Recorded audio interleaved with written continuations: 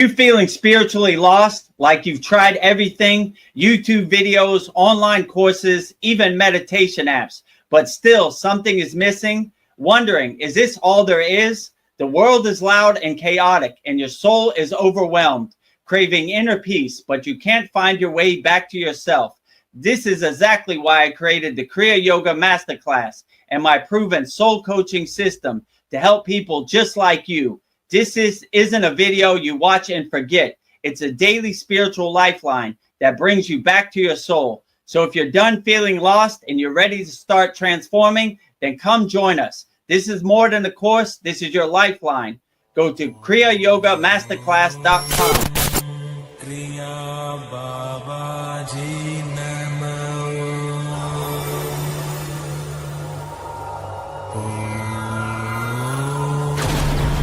Kriya Babaji Namo.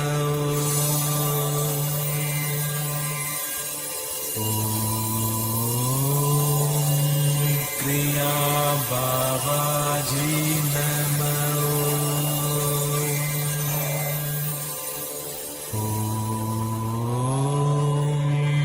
Kriya Babaji Namo.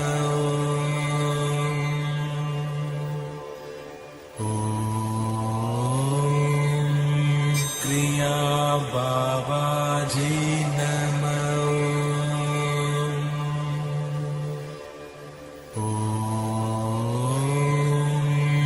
Kriya Babaji Namo.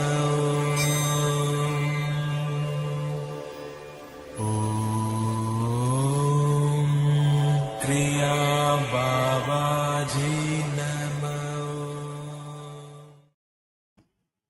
Welcome to our August 6th Vedgurudev's live Kriya Yoga Q&A Satsang. So let me get down a little bit, squeezed in here a little bit. We are joined by our auspicious guests, always, Goddess Lakshmi Devi, the goddess of infinite abundance, wealth, and prosperity. And I will say her mantra 3 times. She's right behind Babaji, as you could see. Goddess Lakshmi Devi, the goddess of infinite abundance, wealth, and prosperity's mantra 3 times. Om Sharim Klim Lakshmi Narayana Biyam Namaha. Om Sharim Klim Lakshmi Narayana Biyam Namaha. Om Sharim Klim Lakshmi Narayana Biyam Namaha. Next, the goddess Lakshmi Devi is the highest of them all. Pure consciousness, Adi Yogi, the first yogi, Lord Shiva himself. And I will say his mantra 3 times also. Om Namah Shivaya. Om Namah Shivaya. Om Namah Shivaya. Next to Lord Shiva, on the right side of Mataji, is Lord Ganesha, the remover of all obstacles, Lord of success. And I will say his mantra 3 times. Om Gam Ganapataye Namaha. Om Gam Ganapataye Namaha. Om Gam Ganapataye Namaha. And in front, the fountainhead of Kriya Yoga, the deathless, immortal yogi, the Himalayan yogi, Babaji himself, the highest Kriya yogi there is. And I will say Babaji's Mula mantra 3 times also. Om Kriya Babaji Namo. Om Kriya Babaji Namo. Om Kriya Babaji Namo. And last but not least, the deathless Himalayan yogini Mataji. And I will say Mataji's mantra 3 times also. Om Kriya Mataji Namo.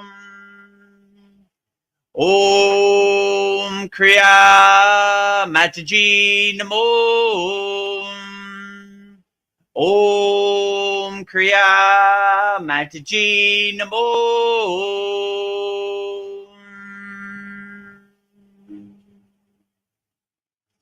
So that concludes our mantra japa to start our August 6th Vedagurudev live Q&A satsang.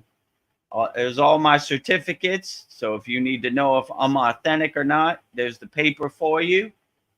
And another thing, to make an announcement, we will be starting this Monday, Mantra Monday. So if you enjoy the Mantra Japa practice in the beginning of each of our satsangs, be on the lookout for that coming this Monday. And also subscribe to our YouTube channel. We're almost at 1,000 subscribers. So if you like what we're saying here on our satsang, support the movement, support the Kriya Yoga School, and just give us a good subscribe. If you want to discover the secrets of Kriya Yoga 100% free, join over 530 practicing Kriya yogis and yoginis from all around the world. Go to freekriyayoga.com, join our group, and you'll be in a very interactive, free community with like-minded Kriya yogis and yoginis from all around the world. If you want to take your practice to another level and master the secrets of Kriya Yoga, the supreme science of Kriya Yoga, go to KriyaYogaMasterclass.com. So without further ado, I bring Veronica to the stage, and let's get started with our August 6th Vedgurudev's live Q&A satsang here at the Kriya Yoga School. Who are we joined by today? Mariana. Oh, Marianne. Hi, can you hear me, guys? Yes. Yeah. How you doing today? Glad you could join us. Yeah, I just popped up for a couple of minutes because I'm at the pool now, but I didn't go into the water. It's just my daughter here. It's like the pool in the park. It's really nice. Nice. Outstanding. It looked. Yeah, just Yeah, sun tanning. Nothing better than sun tanning in the grace of God, children playing in the water at summertime. What a blissful, great thing to enjoy. Yeah, it's amazing. And I know like we need more sun because like we barely get the sun. So I'm just trying to take advantage of that. Yeah, get as much sun as you possibly can. I have a question, guys. Like, what? Can you tell me more about what is this coaching that we have like the same day as Satsang? But I think it's in the morning. Like, what is it all about? Is it like a phone call or like what is it? Yeah. So, what is it called? Soul Coaching Inner Circle. It's basically a private call for all of our members. We had Veronica and Brendan on there today. It's basically, we don't record it. No one sees it. It's only for our members. So if you're going through something and you want to get something off your chest, it's private for our members. So it's a good call, but it's only exclusively for our members. So we don't record it. No one else sees it. It's only private. So if you're going through something, it's a benefit for our members to just talk to me personally, one-on-one. So that's basically what the inner soul coaching is. So it's a benefit just for our members in our school. So if you're going through something and Mariana, then and you want to talk to me personally, then it's please join us every, I think it's Wednesday at 11 a.m. Eastern Standard Time. So that's basically what it is. It's a private call for our members. It's not recorded or anything. So it's only a private one-on-one call to get whatever you're going through off your chest in the present moment. Okay, I see. Thank you so much. Yeah, I was Yeah. wondering, and yeah. So how are you guys doing? Like how? Yeah, we're doing Great. great. We just filmed before this Satsang. We're gonna start doing what's called Mantra Monday. So I do a new mantra every Monday, 108 times. So Oh, really? Is it like a public yes, or it's just for masterclass? Oh, it would be no, public. yeah, it'll be public. Like every Monday, we'll have a new mantra that you could see. This one we did with Babaji. So we started off with a bang, Babaji's Mula mantra. Next week we'll do Mataji, and then we'll do Shiva and Ganesha, and we'll keep going. So yeah, you could see it every Monday. Okay, yeah, you keep adding so much value to Yes. school. Yeah, I'm so Yeah, grateful for you guys. yeah, we have a lot. 2 live streams, 2 daily videos, long form. Babaji quote every day on YouTube. Every Saturday, a 2-hour class. This will be our 75th class, I think, this week. Yeah. And we have a Yagna this Yep. Saturday also. So if you want to change your Yagna request, send it in to me, email it to me, and I'll update it or change it however you want. Yeah, so we got a lot of value here at the Kriya Yoga School, that's for sure. Yeah, I was Yeah. thinking maybe I should change it because I've been asking the same thing. Like I haven't changed my request or anything for over a year now because I started from like day one with you guys, and like nothing happened yet. So I'm not complaining. I'm not complaining. I'm just saying maybe I should change or maybe it's just not No, meant to don't be. I change don't it. know. You Or know if what you I want to would? add to it, you can keep it the same and just add to it a little more. I What? don't know. I was like so down because of that. I even said to Paul in our like Telegram messages, like, well, I don't know. It's that I'm different from others because all people are having profound experiences and their yagnas, they have their dreams come true. Basically, I'm the only one. It's like, am I cursed? No. Yeah, well, I wouldn't get disappointed or think you're cursed. Sometimes it takes a little longer, sometimes it's shorter. Just keep going. If that's your request for your yagna that you feel in your heart, then never give up on your dreams. Always keep going, and who knows, tomorrow or this weekend might be the day. Yeah, What? I have kind of like a dream and set up. Like I know how I want my life, but it just I don't know how to do it because it's so hard. Like we're all stuck in the matrix, right? In the corporate job from 9 to 5, Yeah, and I feel like that's not what I want. If it was for me, like I would live in a trailer or like mobile home and have a little garden, stay at home mom, just a wife, and work from home maybe. I don't mind working from home, but I can't find work from home.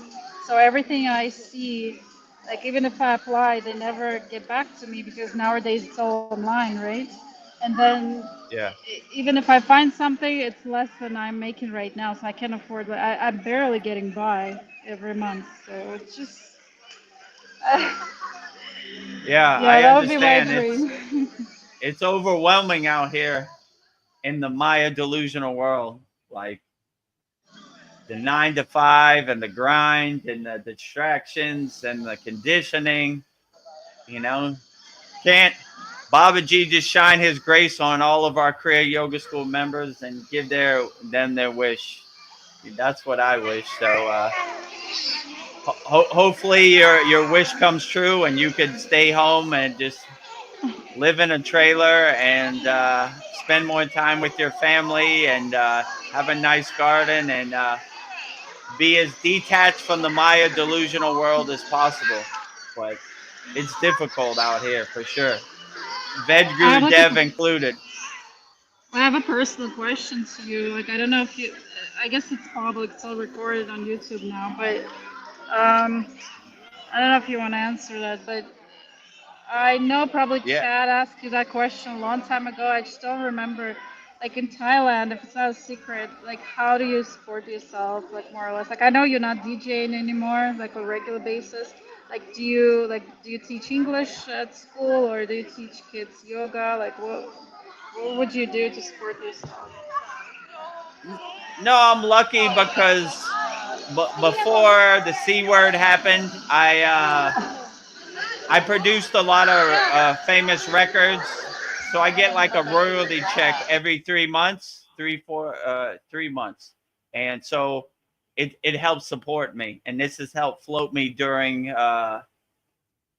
the C word epidemic and now to this point.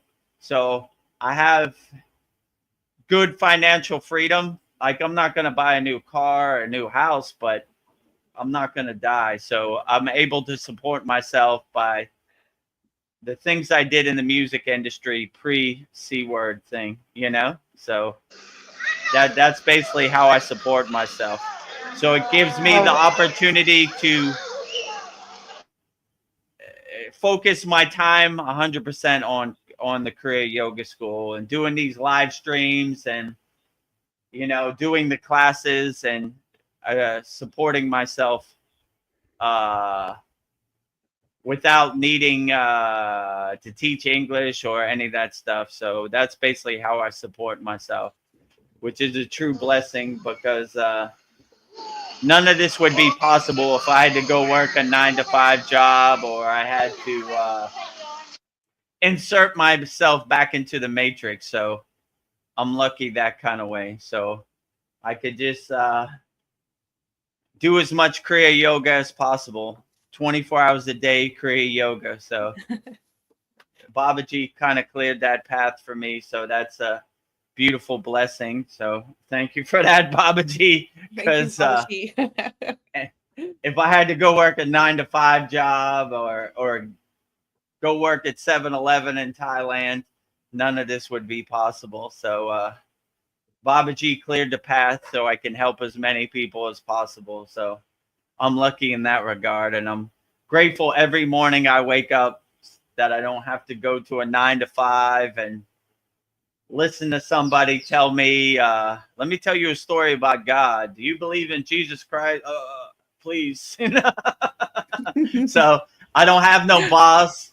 And I like to say I don't work for anybody. There are a lot of people out here trying to control you and steal your attention and steal your power. So I don't work for anybody. So it's easy for me to say I don't work for you. So I don't listen to anything you say. I posted a video yesterday. It was like, I have a God of my own choosing. So I don't want your God to become my God.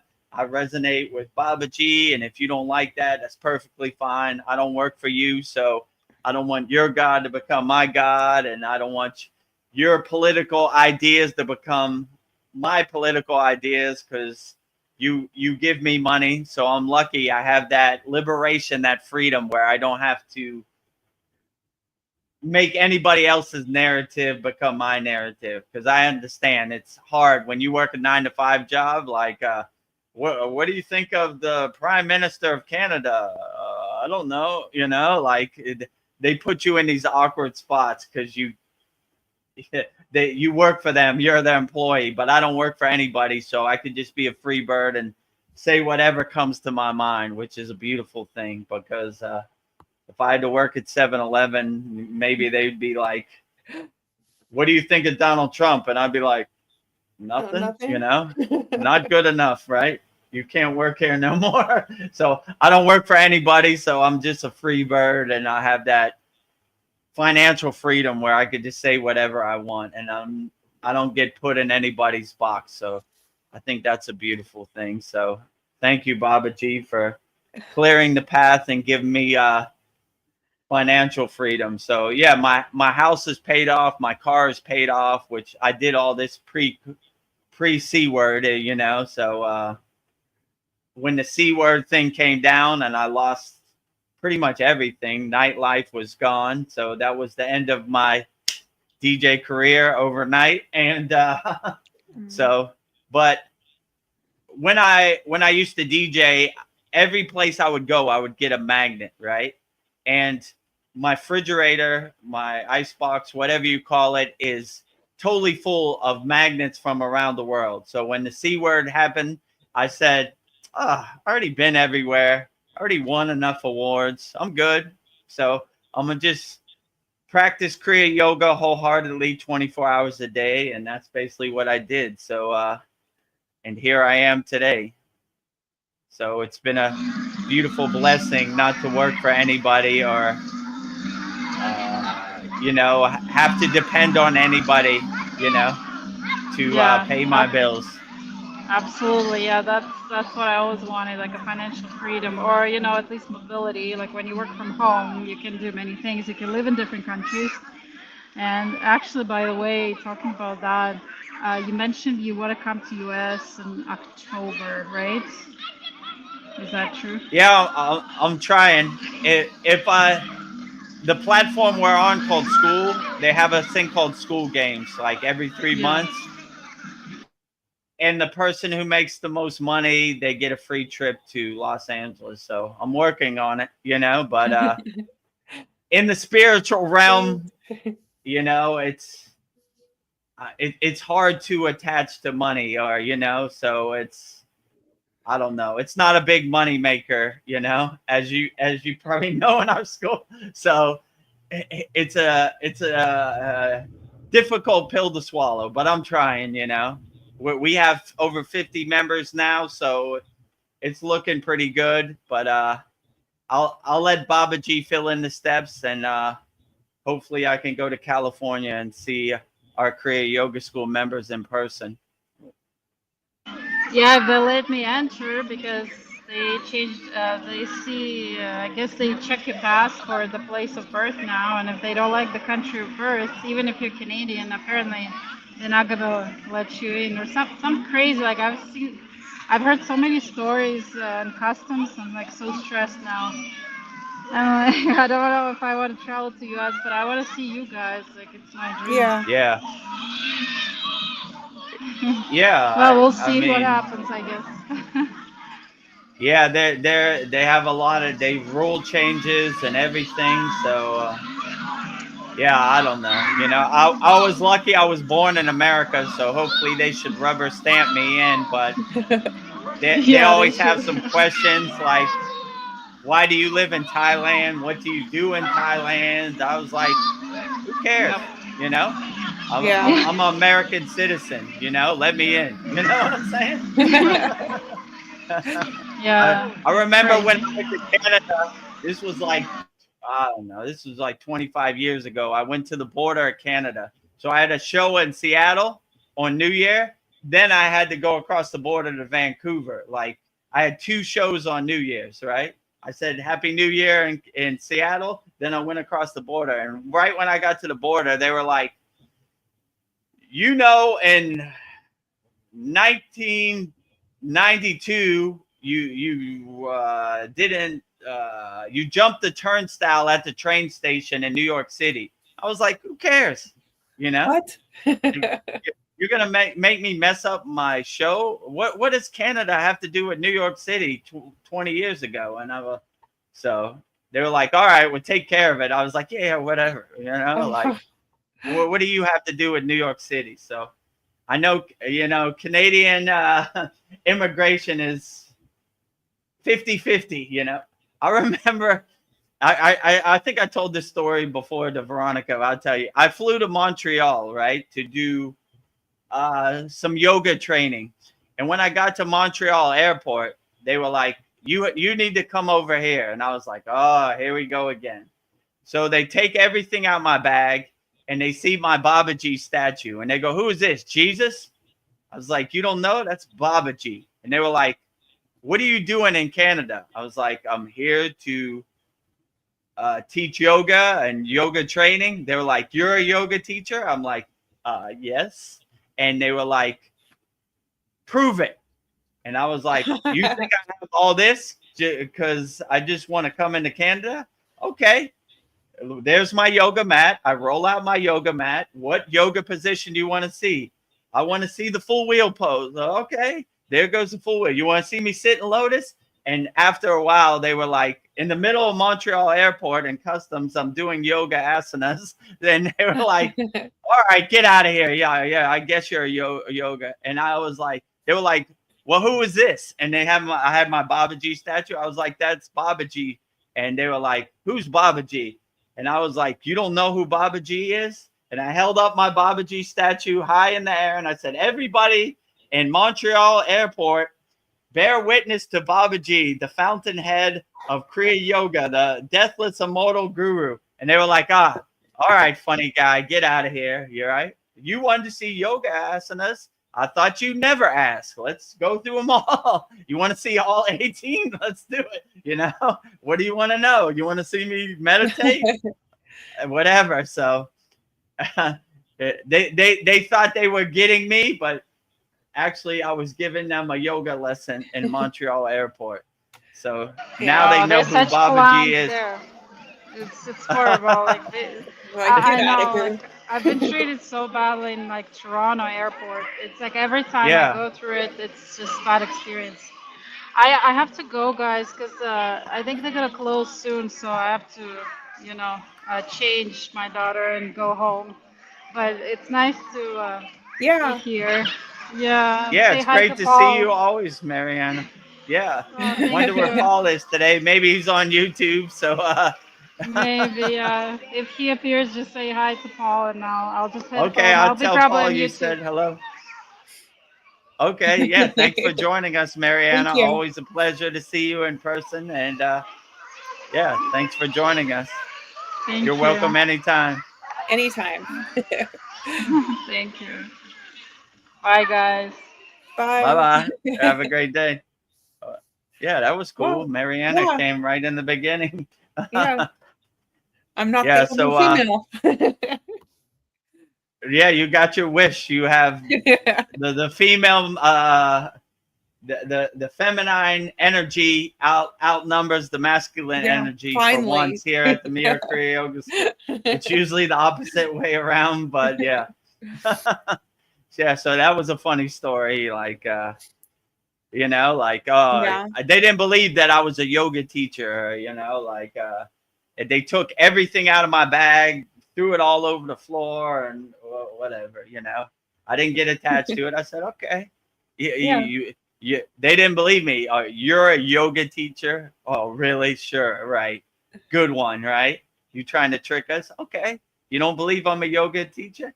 You want to see pat my asana, full lotus position? Let me roll out my yoga carpet, my yoga mat, and let's get to work, whatever, So once I started doing it, they realized their plan wasn't working. They made a mistake. I thought you would never ask, You don't know who this is? Let me enlighten you. This is Babaji, the deathless immortal Himalayan yogi. Everybody bear witness to Babaji in Montreal airport, the greatest Kriya yogi that's ever lived. Yes, no gotcha moments here. No gotcha. You think I'm making up a cool story so I could get into Canada? So no stories here. Yes. Only truth and authenticity. So that was a good one. So people. My guru used to say every day is a test as a yogi. So they would definitely test you as a yogi in this Maya delusional world. They would definitely try to get under your skin, dance around and upset you and get you into a fearful state or get you angry. But when you're a fearless yogi, nothing can shake your samadhi or shake your meditative mindful state. So not even the Montreal airport in Canada. Everything kind of becomes a joke to you. Whatever other people think about you and their perception of you, you don't care. You're like, yeah, I don't care. I don't care. I don't y- care. what are all these false idols that you worship? False to you, but you're a lower frequency being, so I don't care what you think. Not false to me, absolutely true, 100 million% to me, right? So if you don't believe in Babaji, I really don't care. It makes me feel good. It enlightens me. And like I said, before this satsang, we did 108 Raksha beads of Babaji's Mula Yeah. mantra. And I felt 1,000,000% energized, right? So it resonates with Yes. me wholeheartedly. So if you don't believe it, I don't care. I don't work for you. Like I was telling Mariana, I don't care. If you don't like Babaji, I don't care what my neighbor thinks. I don't care what the government thinks. I don't care what anybody thinks. I like Babaji. He is the greatest. I love Babaji wholeheartedly. I love Madhji wholeheartedly. I love all my deities and all the ascended masters wholeheartedly. And if you don't approve, it don't matter, right? Don't matter. It doesn't matter. Zero goose egg, right? One What iota. other people think. One iota. It doesn't matter, right? So if you don't approve of Babaji, it doesn't matter. It uplifts me. It makes me feel good. So what other people think, just because you have a nice shiny badge or you have a official government uniform, who cares? I don't work for Yeah. any. In my village is one guy who works for the Thai Navy, and he was like, I am captain of the Navy. I was like, okay, I don't care, because I don't work for the Navy and I'm not a soldier in the Thai Navy. So have a good day. I don't work for any of you guys. Thank you, Babaji, for giving me that liberation of not having to answer to anybody, that financial freedom, that financial liberation to be like, I don't care what any of you think, I don't work for none of you. Goodbye. Goodbye, Yeah. goodbye, right? And Yeah. when you have that supreme detachment, you really can't suffer because you don't care, right? The only Yeah. time you really suffer is when you attach to something or you care, like, oh, I care what this thing, or the fear of losing, right? I'm gonna lose my life. I'm scared. I'm gonna lose my car. I'm scared. I'm gonna lose my loved one. I'm scared, right? That's when you suffer, right? When you Yes. have that fear of loss. When you don't have no fear of loss, you don't care. They can't control you. Like that's why they have to get you in a state of fear so you're controlled, right? If we don't do something about this other country, they're going to invade America, and you should be scared. Oh my God, I better sign up for the military. Like if you're not scared, they can't control you, right? We can't tell you about the aliens because you're going to jump out the window. No, I'm not. I want to see the aliens. I want them to come to my house for tea. Wait a minute, you should be scared. They're come from some other place. I'm not scared of anybody. Come to my house and let's have tea, alien, right? The Boogosphere, I've been looking in the air for the Boogosphere. Boogosphere, come. I got Gayatri's mantra. Come, Boogosphere. I welcome you. Don't be scared of me. Any alien that's around, come on. I want to see you, Yes. I don't care anything the government says. They say go right, I go left, right? So Yes. they don't control anything over here. So I don't care what they say. So any aliens, if you're carrying divine energy, you're welcome at my tea. You're welcome at my house for tea anytime you're ready. So come one, come all, aliens. I have a open door policy. You're always welcome, right? If you're coming for violence or harm, you could stay away. But any alien that is non-harmful and loving and compassionate and has good divine inner energy, you're always welcome. Yes. So raise your frequency. You can have tea with Vedagurudev. If you have pure frequency, pure divine, loving, wholehearted frequency, I don't care how tall you are, how big your eyes are, what color your skin tone is, how big your spaceship is.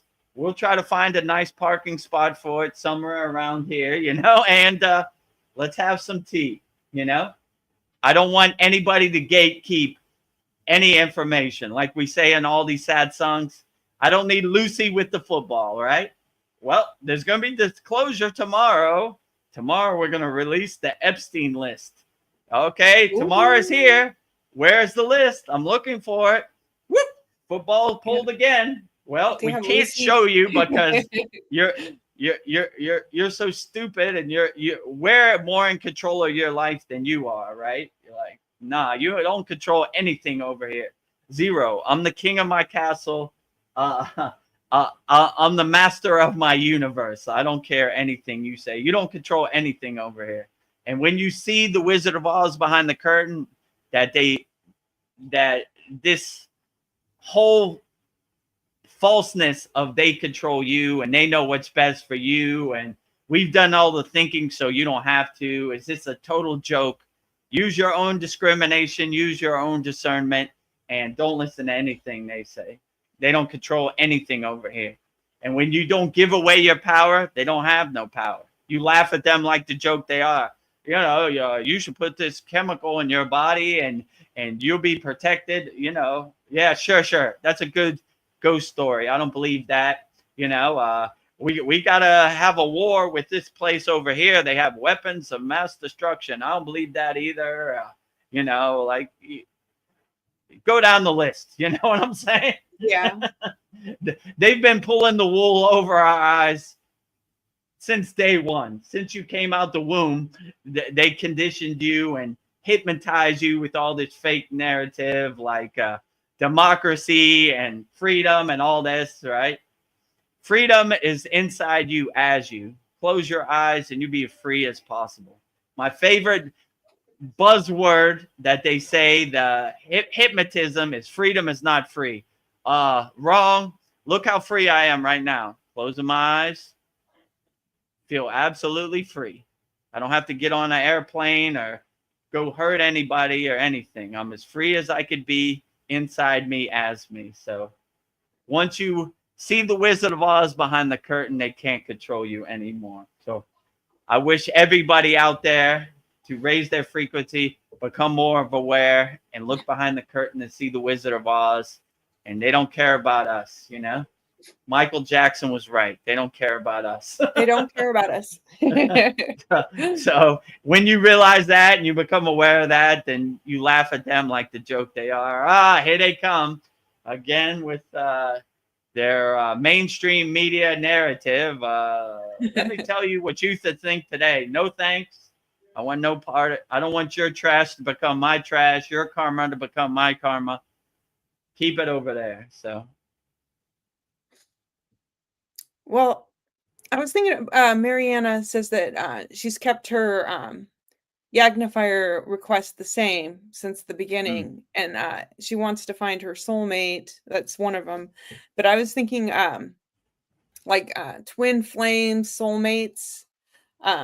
Maybe they're prevented from finding each other until the time is right. I was thinking maybe the universe decides the divine timing. Maybe two people have to wait until they're a vibrational match. So maybe, you know, her counterpart just isn't, it's not the right time. Maybe he or she is not a vibrational match yet. So I don't know. What do you think about that? Yeah, I would agree. Like when you raise your awareness out of the pit of despair, out of the Maya delusional world, it's very rare that you find a twin flame, that because 95% of the people in the world are in the Maya delusional world, right? So when you escape the matrix, all the other people are still in the matrix. So it's hard to find somebody that's vibrationally matched, right? And the more you do your sadhana, the more you raise your awareness and your frequency more. So it's even more harder, right? You become like the 1%, right? And some people, it's not in the cards for them to find their match, you know, like these renunciates, they already kind of know that they're not going to find a physical match, and being a householder yogi is not in the cards. So they don't have no expectations. They just keep going. And basically the best thing I could say is when you surrender yourself to the spiritual path wholeheartedly, you don't really set any expectations. You just kind of go with the flow. Like if somebody comes, they come. If somebody doesn't come, they don't come. So you really can't be disappointed because you don't have any expectations, you know? Yeah. Just, okay, well, we'll see. Twin flame, maybe today, maybe never. Who knows? I don't know, you know, like we'll see what happens. I mean, that's the case in Vedgurudev's life also. I wish I had a vibrational match. I wish Babaji had a Mataji to share energy and uplift energy. It's not in the cards for me, but tomorrow's a new day, and maybe it is in the cards. So I don't know. Like we'll see what happens, but I don't really have any expectations, so I can't really suffer. Or I can't really get disappointed because, you know, I don't have no expectations. I don't know what anything's gonna happen. You know, like even this live stream, I'll say, all right, let's see what happens. I mean, that's basically how the Kriya Yoga School started. Chad was like, let's start a Kriya Yoga School. And I was like, all right, let's see what happens. No one shows up. Let's shut it down.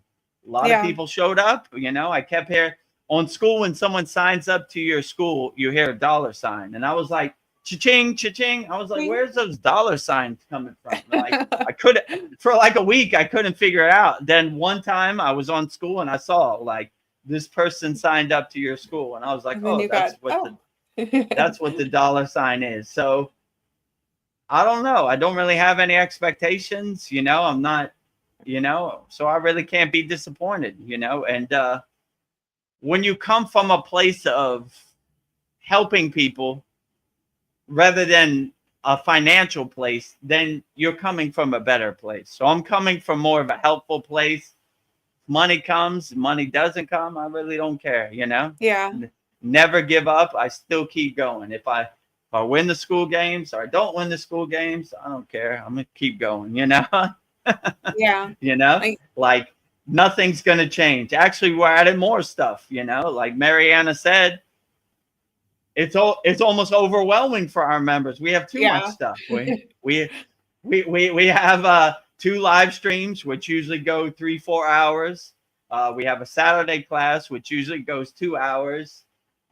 We have this, you know, a call in our school, this soul coaching inner circle, which is for our members. We have 2 long form YouTube videos every day, a Babaji quote and a Satsang quote. And there ain't enough time in the day. Believe me, when it gets midnight, I'm about to fall asleep. I'm totally exhausted. You know, I've been editing videos. I've been answering DMs. I've been, you know, clicking like and putting emojis on comments on our school. I mean, it's pretty overwhelming, but this is a job I want to have. You know, I don't want to have all these Kriya Yoga Kriyas and nobody to give them to. So if you request it, you might get it, right? Be careful what you ask for. You might get it.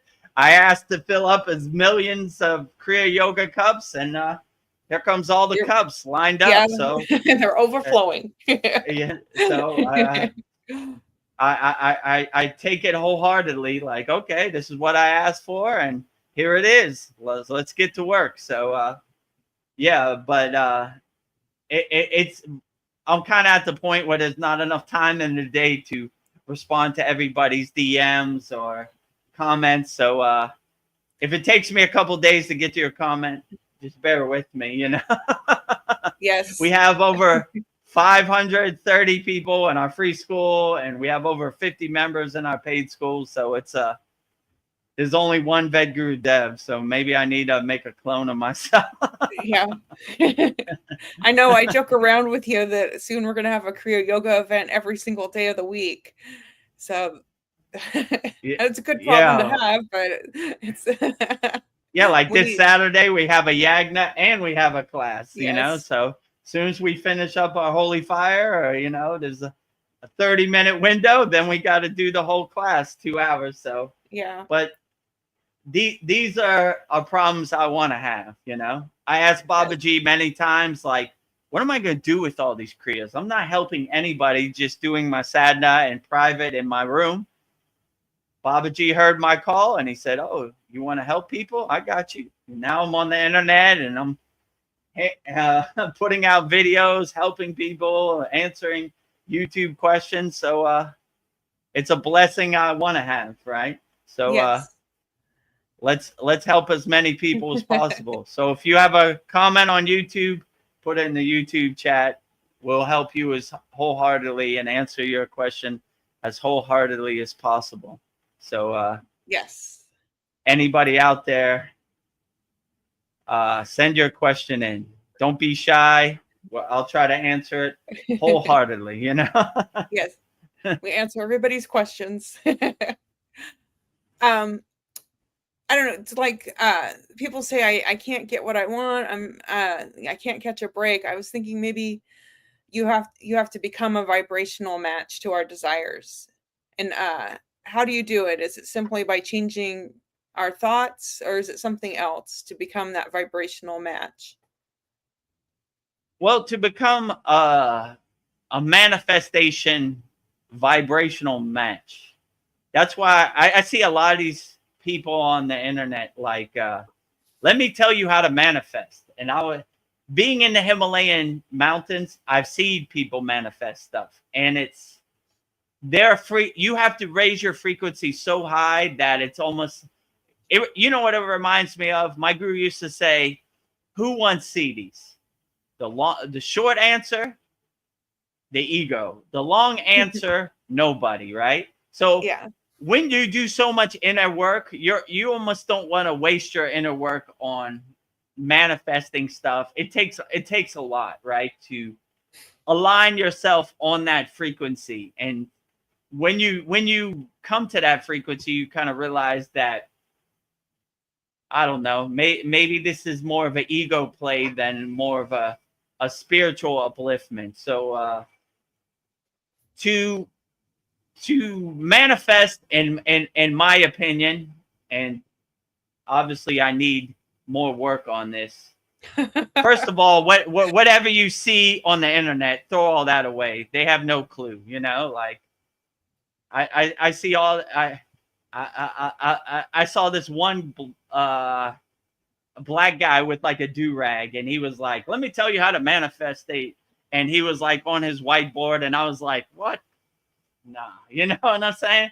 And what you have to realize, manifesting exactly what you want takes a lot of inner work. The yogis I've seen, they manifest stuff, but it's not on demand. They just kind of tune into that frequency and that thing happens, right? Could they manifest the lottery or a new car? I doubt it, you know? Could they manifest some flowers in their hand? Yeah, probably, you know? So, but yeah, so I would just say, in my opinion, the best way to manifest something is to get out your own way. Like, don't hold on to it so tight. Kind of feel like you already have it, right?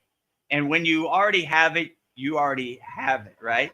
So you know what it smells like to win the lottery. You know what it sounds like to win the lottery. You know what it looks like to win the lottery. You know what it feels like to win the lottery.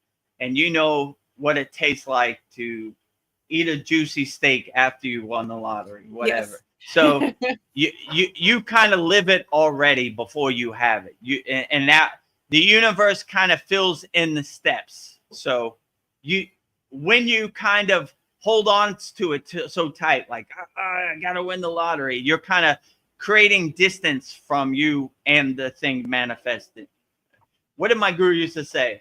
When you run to money, money runs away from you. When you run away from money, money comes to you. So that's kind of the yogic philosophy. Like, I mean, I don't care about this fairy dust money, so money comes to you. But when you run towards the money, it runs away from you. So that's kind of the yogic philosophy of manifestation, right? We already have it. We already engaged our five senses. We already know what it is. And to drive a Lamborghini, you smell it, you hear it, you see it, you taste it, you feel it.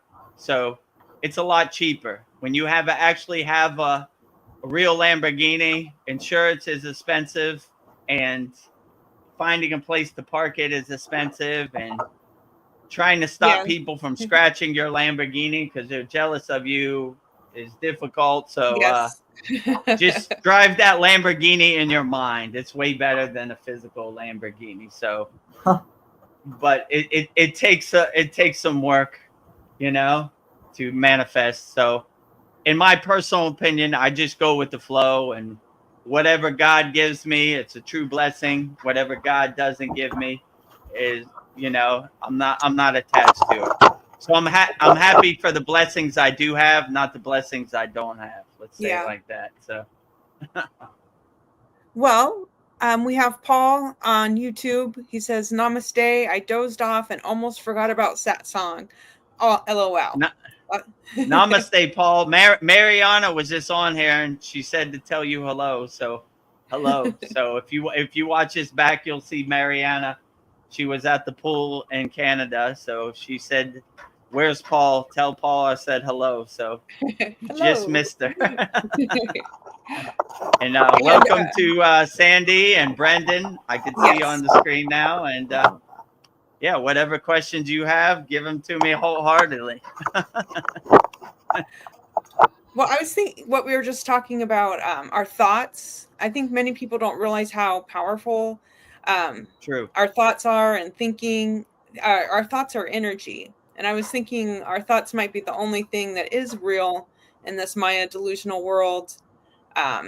With our thoughts, we have the power to create. So like every moment we have to be aware of our thoughts. I think like one moment of negativity can destroy all the positive, everything you were trying to manifest. And those thoughts are tricky. Yeah, I agree with you. I posted a Babaji quote a couple days ago. It's like, your thoughts shape your circumstances. So whatever you think, you have the power to kind of manifest it. And you don't want to, it's so difficult to manifest what you want. You don't want to put roadblocks or obstacles in your way with negativity. You always want to talk good to the water in your body and uplift the water in your body. So your thoughts kind of crystallize your circumstances and shape your circumstances. So whatever you feel, it becomes a reality by how you shape your thoughts or crystallize your circumstances by using your thoughts to only think positive. That's why they always say in the yogic tradition, no matter what happens in the world, always be unshakable, always stay fearless, never lower your emotions for anything. Always stay on the cloud, never go in the mud with the pigs. You don't want to get your white clothes dirty. So but it's difficult. These pigs down here are trying to drag you into the mud for sure. I mean, they're doing everything in their power. They're hitting you below the belt. They're trying to get under your skin and dance around as much as they can. Don't give it to them. Have your shield up. Always protect yourself, and don't give them the energy or the power that they seek. Don't give them. They're definitely trying. They're definitely trying to farm your prana, your energy, your shakti. Don't give it to them. Just be like, yeah, sure. I try to stay away from negativity as much as possible. I don't want other people's negativity becoming my negativity, or other people's karma becoming my own karma. I got enough karma to burn out here. So I'm trying to stay in the Himalayan mountains, away from the glare of the Maya delusional world. Yes, it's a virus. It'll take over your soul. Don't let it. It's infectious, right? These zombies bite you and steal your energy, and then you Yeah. become a zombie, and before you know it, you come under their Dracula's hypnotism, right? And Yes. you start regurgitating Dracula's hypnotism. You know, Dracula told me that I don't know, Donald Trump's on the Epstein list. Really? Donald Trump's on the Epstein list. Blah, blah, blah, blah, blah, blah, blah.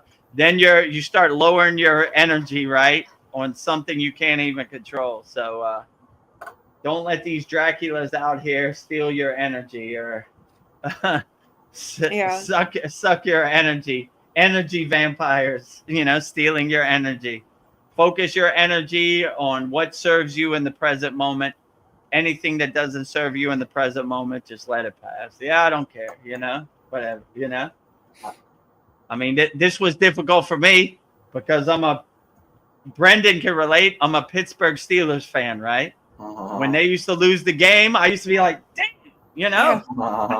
I couldn't go to sleep. The game comes on at like 4 a.m. in Thailand, right? I stay up and they lose the game, and now I can't go back to sleep. And now I just like, whatever, it's going to happen. I don't play on the football team. It's going to happen the way it's going to happen. And well, it's just a bunch of pitchers going by, and, whatever. The other team outplayed us. Good luck to them, Yeah. So now I have a more detached approach, but it wasn't like that Kriya yoga, Yeah. I was about to throw my TV out the window. Oh, come on, Yeah, people that are angry, they want you to be angry with them. Mm-hmm. Of course. Yeah, misery enjoys company, my mother used to say, right? Like, you can't escape the matrix and not be angry, You have to be angry with us, right? Yeah. We don't appreciate higher frequency energy when we're in the pit of despair, and we want people to share our misery, right? You can't not share our misery, right? I was like, no, I don't want your anger or your misery to become my anger or misery. Yes, sometimes sharing is not caring. One of my friends was a Navy SEAL, and he told me a story. They have a big log, right? And engraved on the log, it says misery enjoys company, right? So all of us have to lift this log. So we all have to suffer, right? Not me. I'm not lifting no logs. I'm not suffering with you. I'm not being miserable with you. I'm not rolling in the mud with you pigs. I'm not doing any of that. I'm going to sit on my blissful cloud and enjoy the grace of God, sunbathe in the grace of God, and be happy as much as I can. So I got enough karma on my trash mountain. I don't need more karma added, right? It takes a lot of work to burn all this past incarnations karma. So I'm not trying to add karma, or I'm not trying to create future karma. So it's enough work over here just burning this karma. So I don't want your misery to become my misery. I don't want your anger to become my anger. I don't want your political views to become my political views. I don't want your God to become my God, Yeah. Or I don't want any of that. So I just posted a good video from the Satsang. It was like, have the God of your own choosing. Whatever God you love and resonates with you and makes you feel the best, that is the best God, right? So I don't want your story of God to become my story of God. So whatever story you got, that's a cool story, but I'm trying to align myself with the God of my choosing. So if you believe in Muslim God and it uplifts you and gets you through the day, fine. If you believe in Christian God, it gets you through the day, that's fine. If you believe in Catholic God, that gets you through the day, fine. If you believe in, you're a Buddhist, then that gets you through the day, that's perfectly fine. If you're a Hindu or you believe in yoga, that's perfectly fine. So find the God of your choosing, and that is the best God, in my opinion, for you. It's highly individualized and personalized, Yeah. let me decide on my own who I am.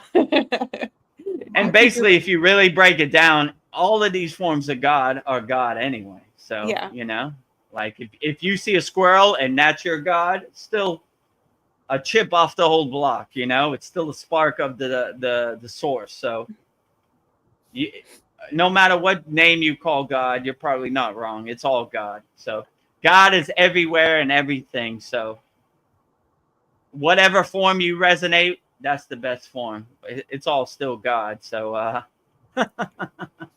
My, I had I have a. question. Oh, go ahead. What were you gonna say, Veronica? Well, since we were on God, I had a God question. What if we acted as if God was truly inside us? Um, I would live with no fear. I would live with purpose. What if what if we all knew the truth of who we are, and there would be no hesitation, no doubt. Like, I'm God, but not in a egotistical way. That, yeah, I'm God. I wouldn't be. I would be fearless. I mean, in the Kriya yoga tradition, that's what we believe in. Oneness, right? Non-duality, right? God is not over here and I'm over here. God is here and I am here. So when you come to the very profound, probably the most profound realization, I am God and God is me, you become a fearless radio antenna submitting the God signal out to everybody. And like you said, these control measures don't work no more, right? You have no need to go to a church because you're a walking church or you're a walking temple, right? The stories about that they say about God have no meaning to you because you are God inside you as you. And they hate this because they can't monetize this, right? There's no Yeah. need for me to go to the church and for you to send God an email for me because I have a direct connection to God. God is inside me as me. And they definitely don't want you to come to that realization because that kills their money, right? You know, Yeah. like, how am I I have going to every. buy a new Cadillac if you don't come to church? You're not going to buy a new Cadillac. I have a God of my own choosing, and I have alignment with God, and I don't need no middleman, you know?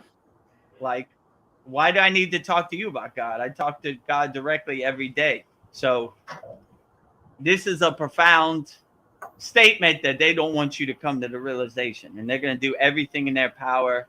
But when you look behind the curtain of the Wizard of Oz, all they have is stories, right? And if you don't attach yourself to their stories, or you come to the realization, like, how is these stories going to help me do my inner work? It's not, right? And when you do your inner work, you realize you don't need stories.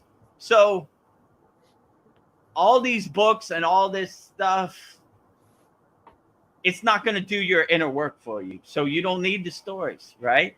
My guru used to say, we're not attached to the stories. We don't talk about Kriya Yoga. We do Kriya Yoga. So all these stories, let me tell you a story about God. God ate a cheeseburger 10 years ago and God did this, and God did that. Yeah, cool story, bro. But how is that going to uplift me and do my inner work? It's not, right? So they would say that's blasphemy or whatever. I don't know what they call it, their dogma, whatever, you know? Just do your inner work and have a God or a form or a formless form of God that you of your choosing that uplifts you and makes you feel the best, and that is the best God. Don't let other people's God become your God, you know? Like, is it the true God? How would I know, you know? God is a God defined is a God confined. It's beyond my pay grade, you know? What is the true form of God? Who can really tell me? I don't know, you know? It's beyond my comprehension. So if Babaji makes you feel good, then see Babaji inside you, as a mirror, as a reflection. If Jesus makes you feel good, see Jesus inside you as you, you know? I'll tell you one thing. Any God is not going to support harm, murder, war. So you could see who is a godless person by that, right? Because any peaceful, loving person isn't going to relate to any of that. It's like, to me, it's like trash, right? If you said, I'll give you $5 million to hurt a child, I'd be like, get your ugly, dirty money. Oh, so gross. Oh, what do you mean? But to these nefarious beings, like we talked in Soul Talks, they do that. And they try to disguise themselves with cool God words. I'm of God. No, you're not. Anybody of God would not hurt an innocent child. You're a total liar, right? You know, but yeah, they try to sneak through the back door. Like, you should auto pen or rubber stamp everything I say because I ordained myself of God, right? Get out of here. Nobody get out of here. I want to see your actions. I don't want to see your talk. Anybody could say anything in the air, right? I'm king of the universe. I'm God's favorite person. Blah, blah, blah. Shut up. Get out. We're the chosen people. I don't know what you're praying to. You have false idols, you know. Oh, chosen people. Who are you chosen by? God himself, you know. So my guru used to say we're 24-hour-a-day yogis, right? And we don't take advice from Sunday yogis, part-time yogis. You know what I'm saying? Yeah. Like we eat, sleep, live Kriya yoga, right? I sleep Kriya yoga. I eat Kriya yoga. I live my whole day Kriya yoga, right? So somebody who's a Sunday part-time 1 hour yogi, they're going to tell us what God is. So gross, you know? So we get away from those part-time, you know, part-time yogis or part-time Bible thumpers. You know what I'm saying? Like, my God, what are you talking about? Let me tell you a story about God. God did this and that. What? You know? Okay, whatever, you know? So don't get attached to the stories. It's not going to do your inner work. These are little, sometimes breadcrumbs or sometimes signposts when you see the meaning. But I wouldn't even waste your time on trying to look for the meaning. I would just do your inner work. No one's going to come save you. You got to save yourself. Do your own inner work, uplift yourself, and be the best person you could be. And I don't see how you could go wrong doing that. You know, you do what serves you in the present moment. And what other people did or what other people's stories are, just look at them like stories. Same way you watch a movie. Oh, look at Iron Man. He's flying through the sky. Iron Man did this. Iron Man did that. Okay, that's cool for Iron Man. But how does that uplift me in the present moment? How is that going to serve me in the present moment? How is that going to do my inner work in the present moment? And you come to the realization it's not. So you start focusing your energy on what uplifts you and makes you feel better. Because none of these stories are going to save you, you know? None of these stories are going to help you do your inner work. None of these stories are going to get you enlightenment. They're just cool stories to tell around the campfire when you got a few moments to spare. But they're not going to serve you. So do what serves you in the present moment. Do your own inner work. And detach from the stories, right? Yes. So I used to really tell my guru, like, you know, Babaji said this in this book and Patanjali said this and this and that. And he told me the best thing he could have told me. One time we were at an ashram and there was an elephant. He goes, see that elephant over there? You like that elephant? I go, yeah, I like elephants. You know, in Thailand, the elephant is called Chang, right? Chang means elephant. So they used to have an elephant on their flag. Everything is elephant. So that is the national animal in Thailand. So I love elephants, right? So I was like, yeah, the elephants are great. I love that elephant. He goes, do you want to poop like an elephant? I looked at my guru and I said, why would I want to poop like an elephant? I'm a human. He goes, exactly. Right? Why would you want to poop like an elephant in 1920? And I was like, I wouldn't. He goes, exactly. You want to poop like an elephant in 2025, right? Why would you want to be like Yogananda in 1920? That was a different time. That was a different era. That was a different yuga. We live in 2025. We poop like an elephant in 2025, not like an elephant 2,000 years ago. So same thing.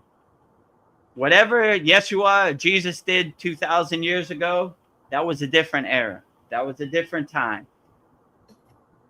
Only carry what helps you and uplifts you in the present moment.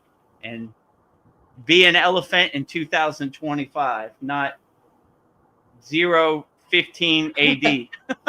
Yes. It might not translate. It's a different time. It's a different energy. It's a different yuga. Be the best person you could be in the present moment, you know? And detach from these stories as much as possible. They're not going to get you to enlightenment. They're not going to get you to samadhi. They're not going to do the inner work for you. They're just cool stories to look at when you've got a few moments. I look at it like I watch YouTube videos, like Kriya Yoga videos, right? Okay, I finished all my Kriya Yoga work. I got everything ready for the class. Let me get some mental candy. All right, let me see. Let me see what Aaron Rodgers is doing on the Pittsburgh Steelers today. But I'm not attached to it. I don't need it. I know it's just some candy, some pictures going by, you know. So that would be what I would say with any of these stories. Detach from the stories. It's not going to do your inner work. Well, just to add a drop of humor before I give the floor to Brendan. Sandy says, "Cool story, bro. Bye, Felicia." There you go. Right? Cool story, bro. Bye, Felicia. Bye. Bye. Take those stories with you. Keep walking. Goodbye. You know, cool story, Felicia. I don't need it. You know, it doesn't serve me in the present moment. Bye, Felicia. Bye, bye. Cool story, bro. Yeah, I was exactly. laughing Cool. too. Cool story, bro. Cool story, bro. Yeah, Jesus did this and Jesus did that. Yeah, cool story, bro. Were you there? No, but I heard it in a book. You know, It's true. Okay, cool story, bro. Yeah, I saw Red Hulk and he started smashing the White House. It was crazy, man. Yeah, cool story, bro. You know. So if you start becoming the detached witness and just watching it, everything like a movie, in your seat in the audience, eating your popcorn, you're like, look at this. I thought Hulk was green. He's red today. Cool story, bro. You know, who can make sense of this, right? You know, like, they're gonna release the Epstein list. No Epstein list. Cool story, bro. You know, the boy who cried wolf. That's another one, right? Wolf, wolf, wolf, wolf. Where's he at? We're gonna get him. You know, I got you. You know, Lucy with the football, right? Here comes the football. Charlie Brown. Today is the day. He's gonna kick it. Whoop. You know, boy who cried wolf. Lucy with the football. You know, it's all the same thing. Cool story, bro. Cool story, bro. Let me tell you a story. Cool story, bro. It doesn't serve me in the present moment. I let it go. All right. Yeah. I'm not attached to it. Clouds passing in the sky, water under the bridge, letting it pass. Yeah, that's a cool story, bro. I don't believe a word of it. You know, I don't want your story to become my story. Keep it going, you know. Yep. Did you have something to say, Brendan? Yes, I did. I got all my main questions out earlier though. Okay. Yeah. Like, so you said, I remember you saying, Gurudev, that there's no meat in the Himalayas. But what food actually is there that grows in the Himalayas? I mean, we had a daily diet of dal, which is kind of like a curry, like a curd, roti, which is like a circle kind of pita bread, lentils, potatoes. I mean, all vegetarian. I mean, basically, we would eat whatever was around. So, Yeah, you know, but no food actually grew there, though, right? Because it's in the mountains. yeah. So, in the Himalayan mountains, we would mostly bring our food, or people would donate food. So they have like a rice. We ate so much rice you couldn't even believe. So somebody would bring like a 30-kilogram bag, like a big bag of rice, and they would just eat that all winter, right? So yeah, it's mostly like donation. I mean, the water you could drink in the Himalayan mountains, like they know it's like pure spring water, like waterfall water. Yeah. So there was plenty of water that was pure to drink. Yeah, but most of the food they would transport it up, right? Because when you get to the frozen tundra of the Himalayan mountains, there isn't much vegetables growing, and there definitely wasn't no meat. I mean, in the Himalayan mountains, there's very little meat. I mean, I'm sure they have places, but everywhere we went. When you go to a restaurant in Himalayan mountains or in India, they ask you veg or non-veg, right?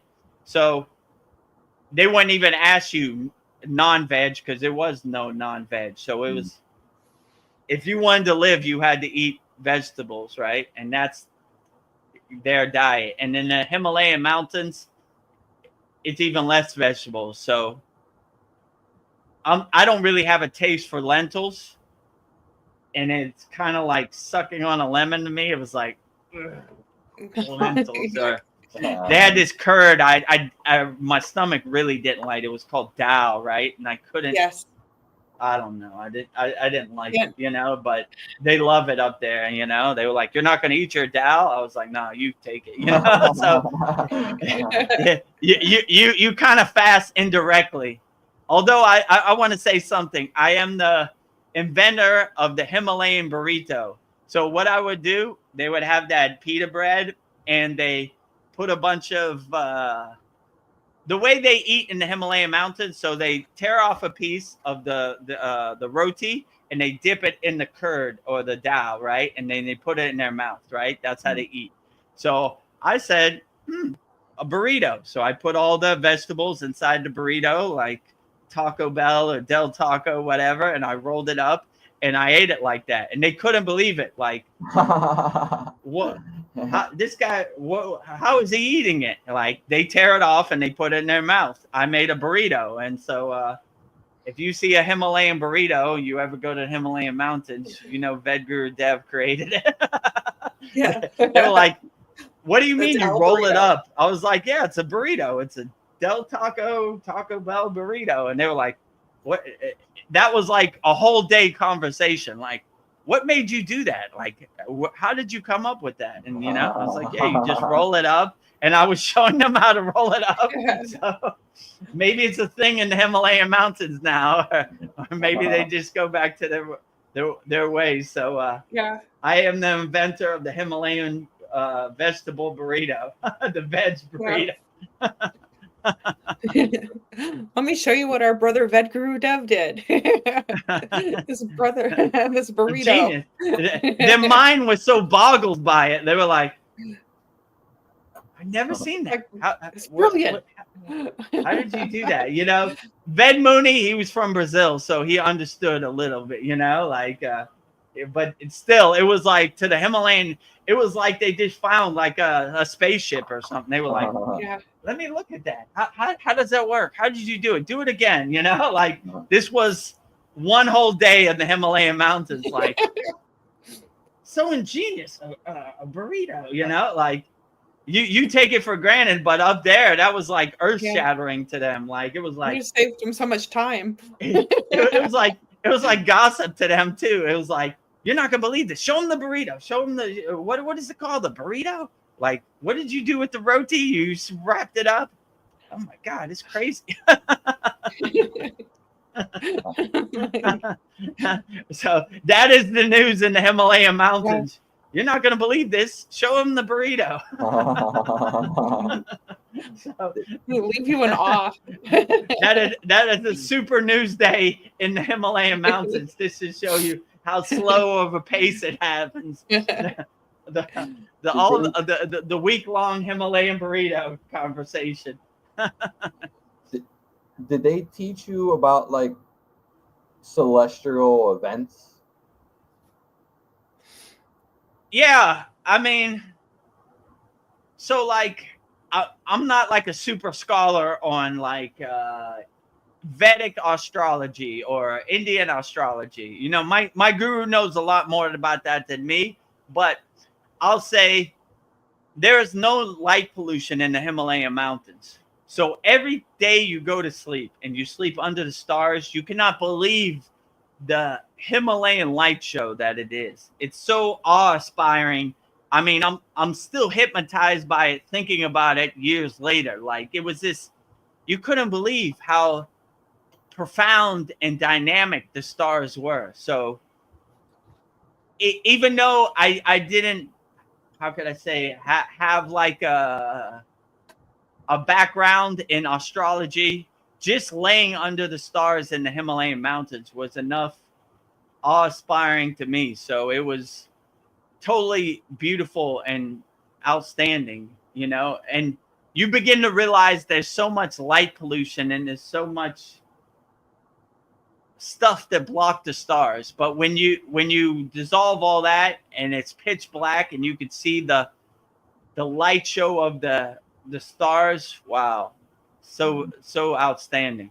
So I would say this is probably one of the most beautiful things I've ever seen in my life, you know, just laying on my back and looking up at the stars in the Himalayan mountains was outstanding, beyond belief. I would definitely say, you know. So I don't know anything about star maps or Vedic astrology, but I am definitely a huge fan of the non-light pollution Himalayan mountains star light show for sure. Yeah. I know, like, you know, I don't know, the sun does certain things and the moon does certain things, obviously, and then events even above that with the planets. Yeah. I know that's like a real, I don't even know how some people even know that, you know what I mean? That's very... Yeah. And in my personal sadhana and my yogic practice, every morning I wake up, I sing a song called the Science of Sun Worship Song, which basically praises the sun for doing the best job out of all, right? If the sun don't come up, we're all in trouble. So thanking the sun, you're doing the best job out of anybody. Keep up the good work, son. So we always praise the sun. We always praise the moon, Chandra, you know, like our full moon and our new moon, Yagna, which will be this Saturday, is praising the moon, right? We do it on the moon. We give this Yagna fire as an offering to the moon. The moon is so great and so profound also. So we definitely give love and an offering and praise to the sun and moon for sure. And to, you know, the same way we give offering to any deity, Shiva, Babaji, or anything. So they're doing the best job out of all. So keep up the good work, sun and moon, you know. So we love the sun, we love the moon, and any chance I get, I praise the sun. So like I said, I wake up, before I do anything, I praise the sun. Thank God. The sun is up today. Today is going to be a good day. Everything else is a bonus. The sun came up.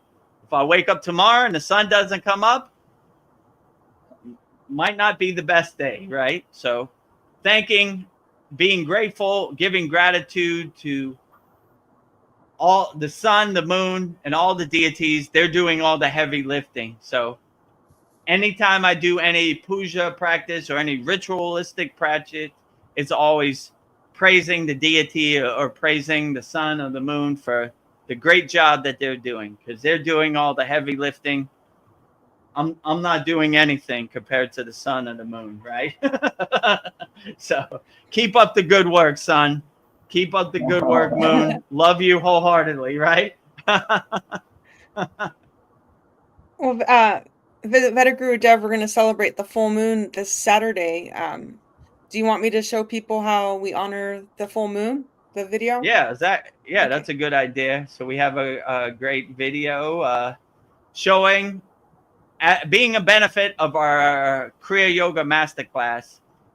Our members send in their problems, whatever they're going through, and we burn it up in the holy fire. So you could basically see this video. This is from Guru Purnima, so it's basically celebrating the Guru, but you can see how we do our full moon yagna fire, our holy fire, which is called a hama or havan or yagyar, and we also do it on the new moon. So we do it twice a month. Number 1 on our leaderboard, Cal Spalding from Idaho Falls, Idaho, USA Public. Thank you to our beloved Vedagurudev for all you do in selfless service and all the time and effort and true blissful service in true spirit and heart of Kriya Yoga. You are. Vedagurudev, we appreciate you for making this Kriya Yoga school truly life-changing and a true blessing from Babaji himself to be a part of. We love and appreciate you always. Peace and blessings. May you enjoy this wonderful award on this wonderful day to praise and love our wonderful, beloved, loving, kind, peaceful, blissful Guru in heart of Babaji himself, with much humble thanks and much gratitude from all the Kriya Yoga School members in our hearts to yours. Thank you. Jai Babaji. And Kyle gave me this award and I printed it up today. So it says, happy, happy, happy Guru Purnima, above and beyond duty. Award to the beloved Vedagurudev. So there you see it.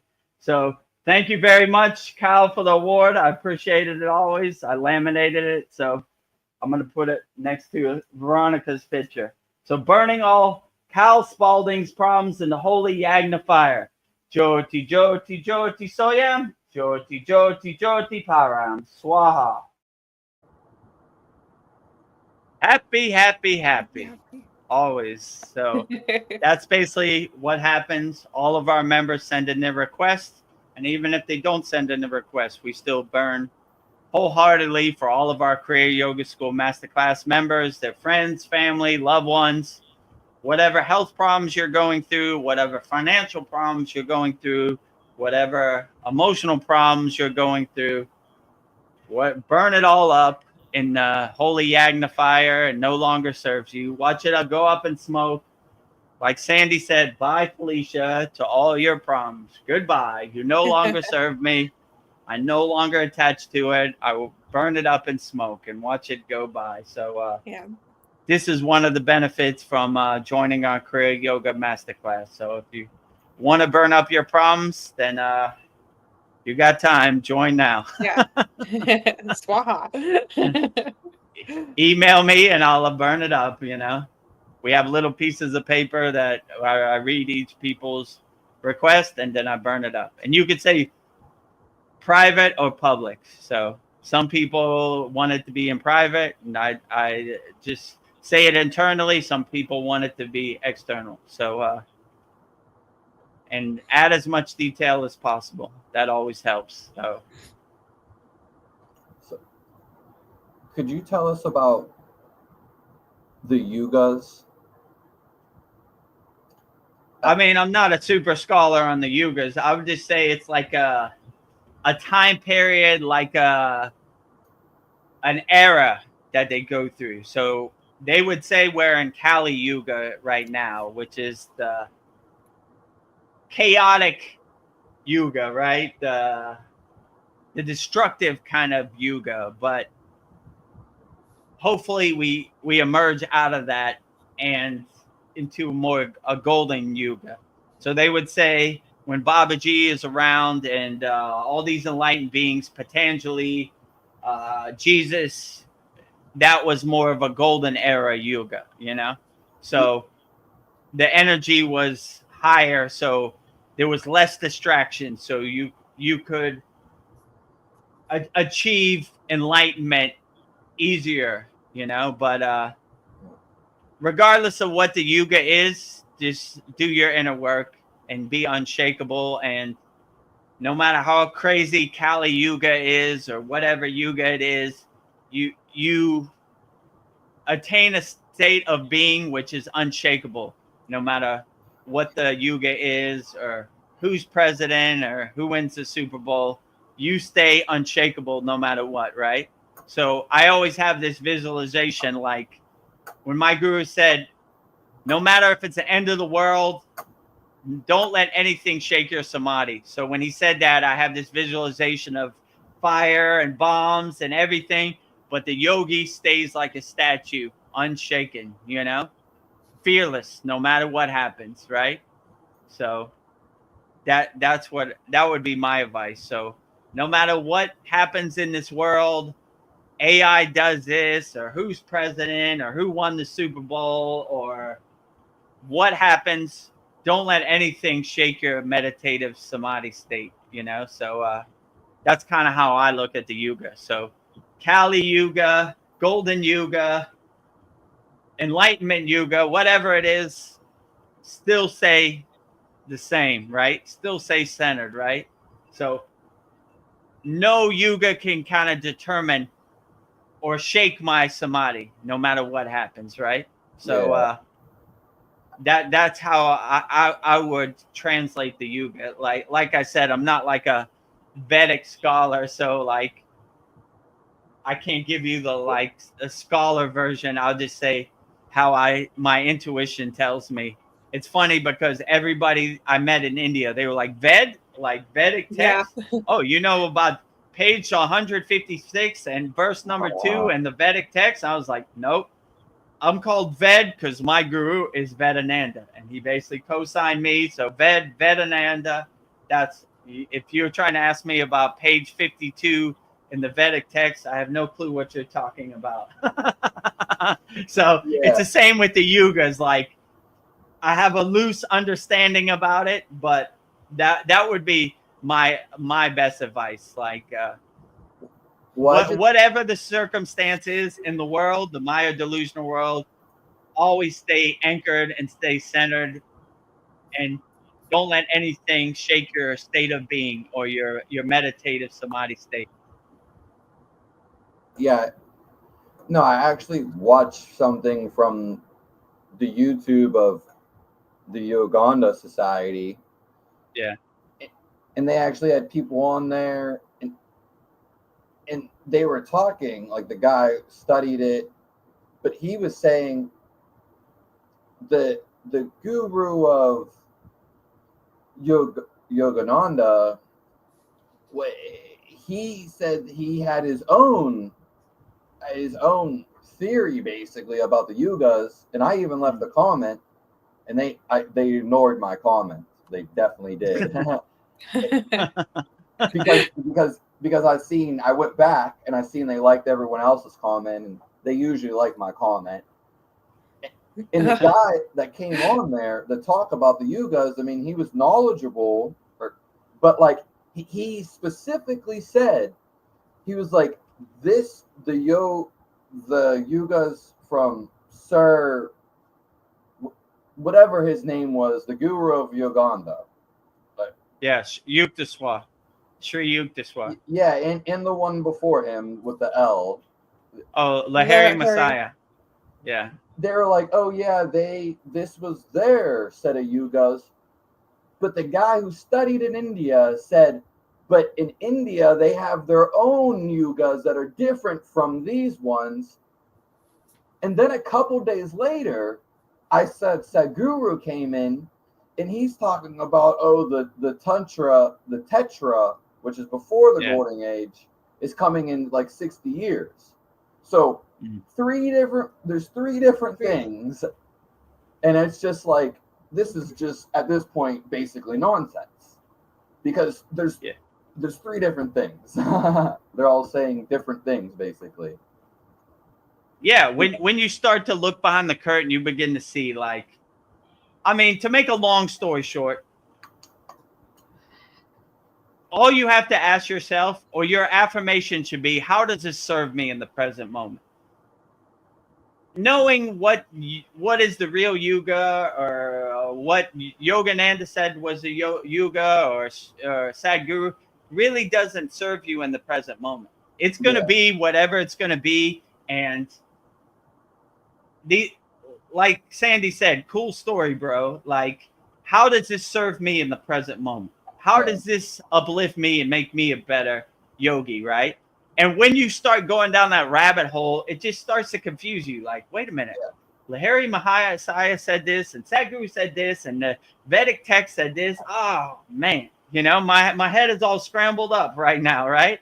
I'm all frustrated. So I would just say, anything that anybody else says, just take what resonates with you and put it in your pocket, and the other stuff, just kind of look at it like a movie and just don't try to make sense of it. Like, well, all the Hulk movies I've seen, the Hulk is green, but this one he's red.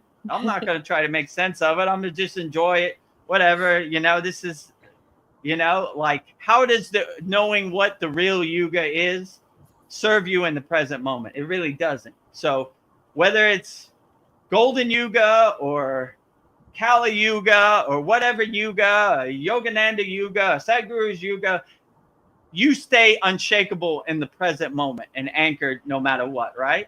I don't care what yuga it is. I don't care who's president. I'm going to do my inner work, and I'm going to uplift myself in the present moment.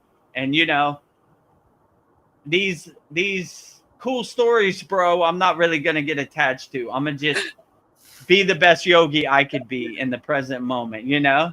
Like, you know, like, yeah, I would just say, like, step back from the TV and see, how does this serve you in the present moment? And you realize 95% of this stuff doesn't serve you. Like, who cares, you know? Whatever the yuga is, I'm going to be an unshakable, fearless yogi no matter what, right? So these are cool stories, but I'm going to do my own inner work. And whatever the yuga is, I approach it wholeheartedly. Like, okay, this is what the yuga is. Let's get to work. I'm going to do my work regardless of the yuga, regardless of the day, regardless of the month, regardless of the year, you know? So, yeah, I wouldn't try to make too much sense of it, because it really doesn't serve you in the present moment. You know, like I said, like, most of this stuff, like, I don't know, the Vedic text and all this, you could really go down that rabbit hole, and it's not really going to serve you in the present moment. So I would just take what really resonates with you. Like, oh, I like that, you know, like, they're like, I was watching one of our satsangs, and Paul said, a God of your choosing. And it really resonated with me and stuck with me. And I actually put it on the thumbnail for that. You know, I was like, yeah, when Paul said the God of your choosing, he was right. That's exactly what that was exactly the words I'm looking for. But when they start talking about stuff you can't relate to, I would just throw it away. It doesn't serve you in the present moment. Like, how does knowing what yuga it is currently make me a better yogi? You know? Yeah.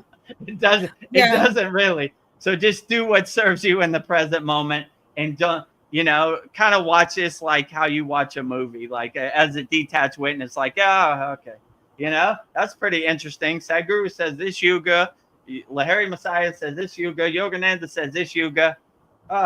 You know, my head is starting to hurt. You know. I'm gonna turn the channel, you know. Paul says moon tonight. What? Say again? Isn't there a full moon tonight, or is it not tonight? It's Saturday. Yeah, it's the 9th, I think. Right? What's the 9th? Saturday, right? The 9th is Saturday's the full moon on this Saturday. Okay. Full moon in Aquarius, the 9th. Well, the moon, I've seen it, and it looks pretty full tonight. I didn't know. Yeah. Yeah, it's getting Getting close. closer. There's probably a little sliver at the end where it's black, but it's getting there. Next couple days, it'll be nice and full and shining. So is that going to be in combination then with Saturday's class or separate? No, it's going to be separate. The Yagna is a couple hour, like an hour before the class. So we'll do the Yagna, and then there'll be like an hour break. Then we'll do the class. So it's a double duty on Saturday for Yes. Vedagurudev. Well, I wanted to get to Paul's comment. He said, "Great question about the yugas. I'm interested also. We're definitely moving away from darkness and into light now, in my opinion. There's the Maya calendar also, which is similar." Yeah. Yeah, That's but it. yeah, like I said, if we're in darkness or we're in light, you be the lighthouse or you be the radio antenna radiating that glowing, that divine inner energy. So no matter how dark it is, Callie, you want to dance? Let's dance, right? Yea, though I walk through the valley of death, I shall fear no evil, right? We become lighthouses for boats lost at sea, right? Even though it's super dark out here, I got your light over here. Come this way, my friend. You know, no need to be lost. You know, you want to learn Kriya Yoga? We got some light for you. So, same thing, whether it's dark yuga or light yuga or golden yuga, whatever yuga, you stay unshakable, you stay centered and anchored, and you be the best yogi you could be, regardless, you know, and help as many people, love as many people, be kind to as many people and compassionate to as many people as possible. Dark yuga, golden yuga, light yuga, elephant yuga, whatever yuga is out there, you know? Yeah. You stay unshakable and unchanged, right? You become the mountain, which is anchored into the ground. Whether it snows, the mountain is unshakable. Whether it's raining, the mountain is unshakable. No matter how powerful the wind is, the mountain is unshakable. No matter how powerful the sun is, the mountain is unshakable. So no matter what this crazy Maya delusional, distractional, conditional kind of world throws at you, unshakable. You become the mountain. You can't be moved no matter what happens, right? Whatever. Who's president? Can't be moved. What yuga? Can't be moved. Who wins the NBA finals? Can't be moved. You know, who wins the Super Bowl? Can't be moved. You know, what Kim Kardashian wears to the Grammys? Can't be moved.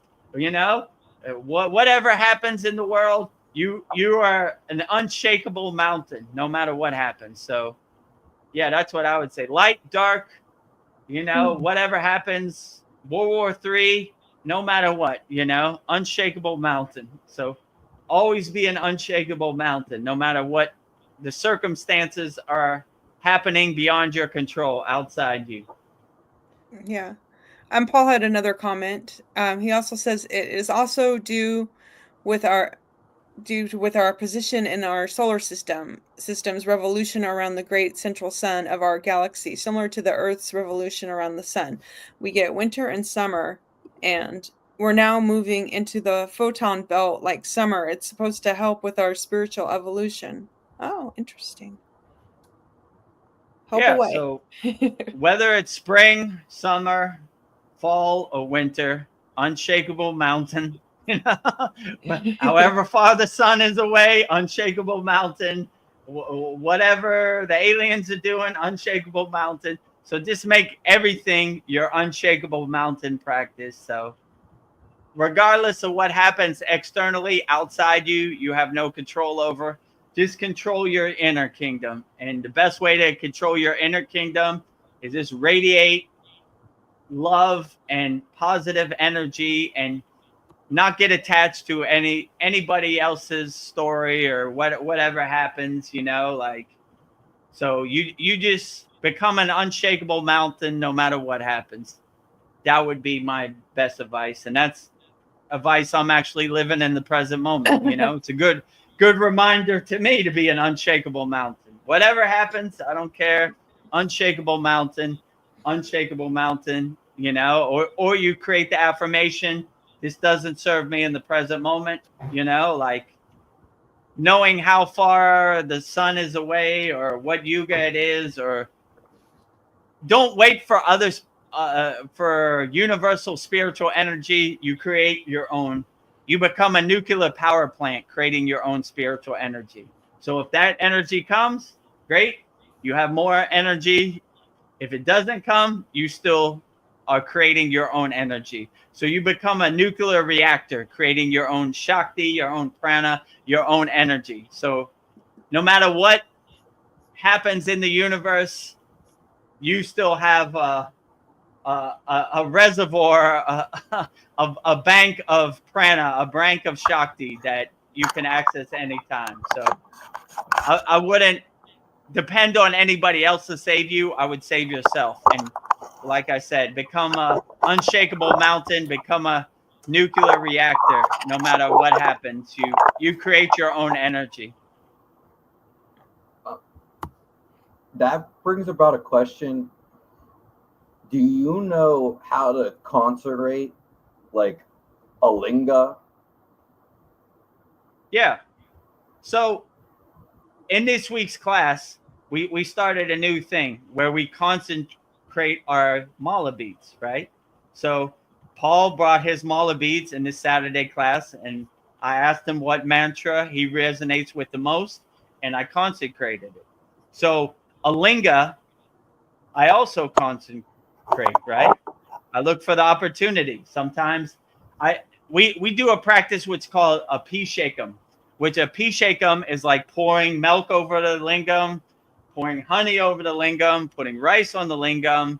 You know, basically the lingam is a symbolization. If you know the story about Shiva, where he swallowed the poison, right? He swallowed the poison to save the world, right? The devas, they were how could I say, they were trying to destroy the world, and Lord Shiva, without thinking, swallowed the poison, and that's why he became what do they call it, Nalakand, which means like blue-throated one. That's how his throat became blue, because he swallowed the poison. So they say in Vedic stories that when you pour water over the lingam, it cools Shiva down to help him not get so hot and not be so uncomfortable with the poison in his throat. So that's kind of the symbolization of pouring over the lingam and consecrating the lingam and doing all that, you know. So yeah, maybe if you want me to consecrate my lingam, maybe in the next class we do it, you know. Okay. It's like a statue, though, right? Like they have statues in India. And Yeah, it's like a little. It's basically a. I'm It's a trying to male. see if It's a I have my male link. part, private part. Yeah, right. It symbolizes creation, right? So yeah, they would say it's Shiva's private part to seed the universe, you know. I mean, not to be too crude, but you know what I'm talking about. So like yeah, I usually have a lingam. I think they're all inside, but I usually have a couple. So yeah, so it's a round kind of stone. It has no beginning and no end. So it symbolizes the circle of life, you know, like the infinity stone kind of, right? Like it's like a circle. And then some Shiva linga or lingam, they have like a bottom part, like a base where the water kind of drains out, you know. So it depends. There's a couple different lingam. I think the one I mostly have is the one with the base, where you know it has the dooney and the drain. I'm trying to think. I usually have a lingam here. You know, I have a Sri Yantra, but I don't have a lingam. They're all inside. But yeah. So yeah, if you want, on this Saturday's class, we'll consecrate the lingam. That sounds like a good plan. And if any of our members have any mala beads or ruksha beads that they want consecrated, we do that in our Saturday class. And actually, Mariana, if you're watching this, because she's the one that brought it up.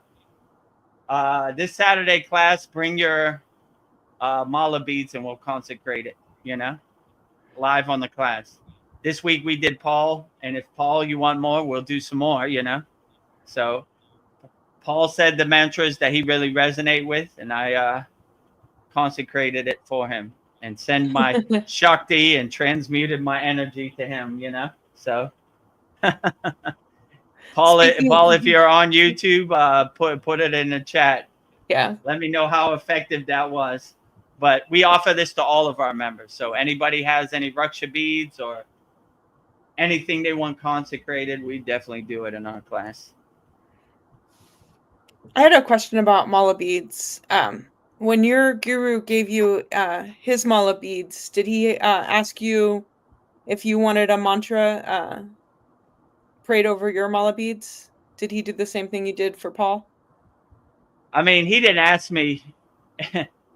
In the Himalayan yogic tradition, they don't really ask. They just do, So, but yeah, he said the mantra that he felt was most appropriate when he gave me the mala beads. So, they don't really give me.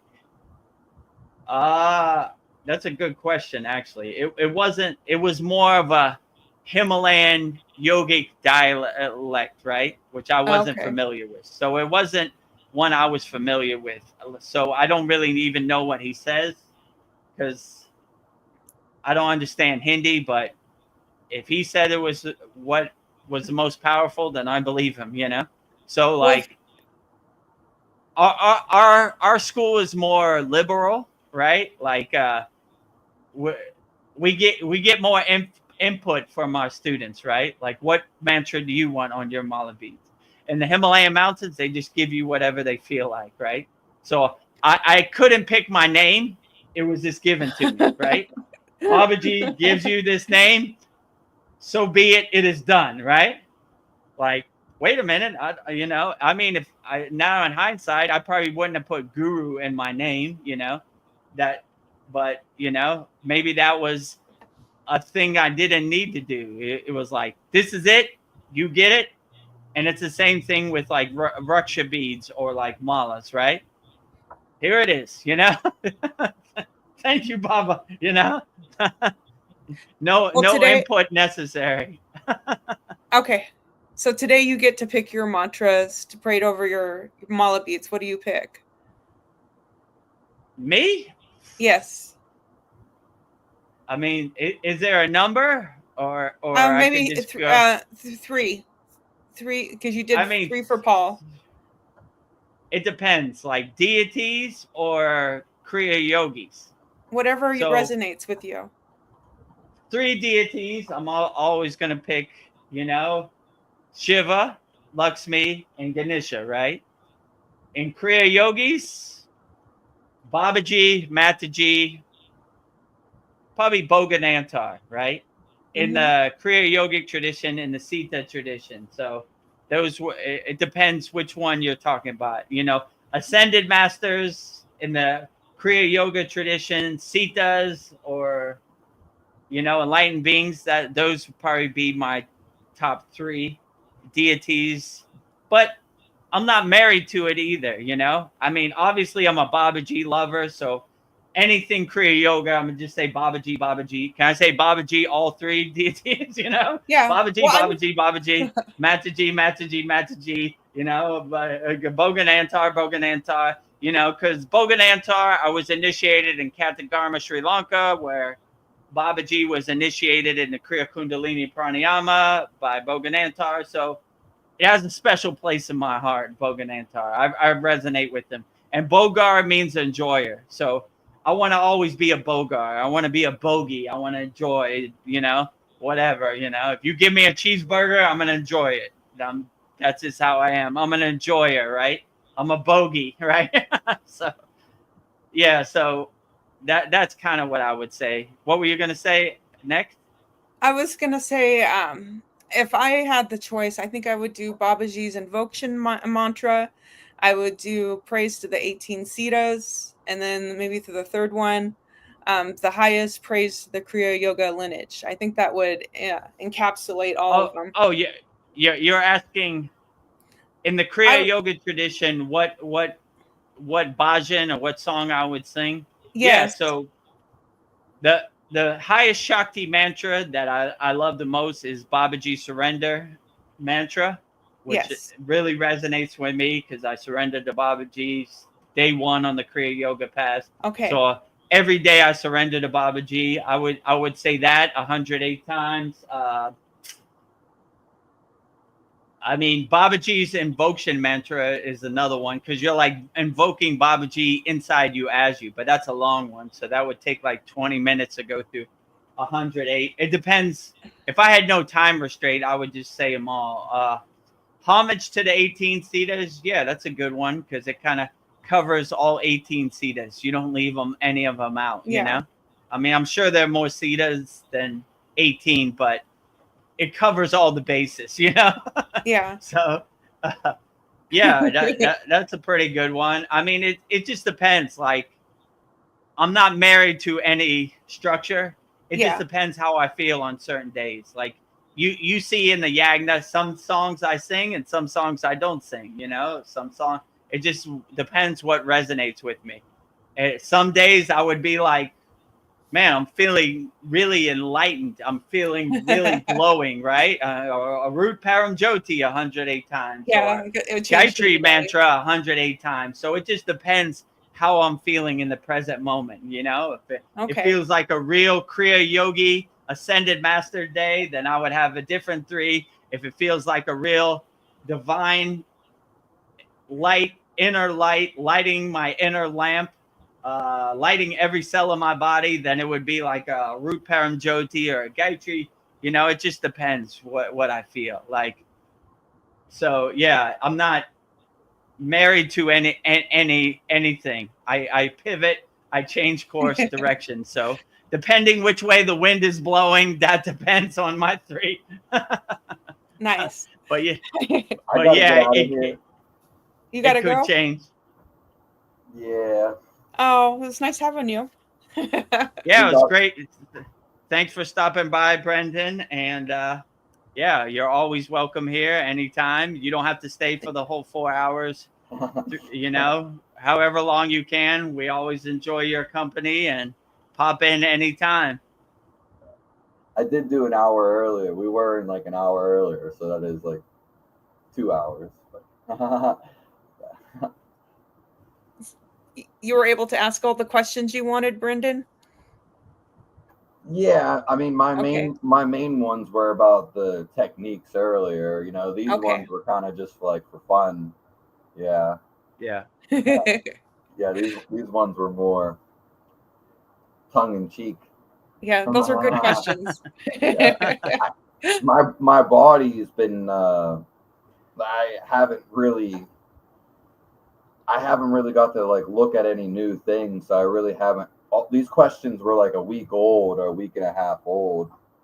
They were all old even earlier. So I'll have new questions. So yeah, well, if you could join us on our Yagna on Saturday and our class, feel free to ask whatever questions you want, you know, wholeheartedly. Thanks for letting me be here with you guys. Thank you for coming. Yeah, thank you for coming. May you have a great night and God bless you always. Jai Babaji. God bless all you guys.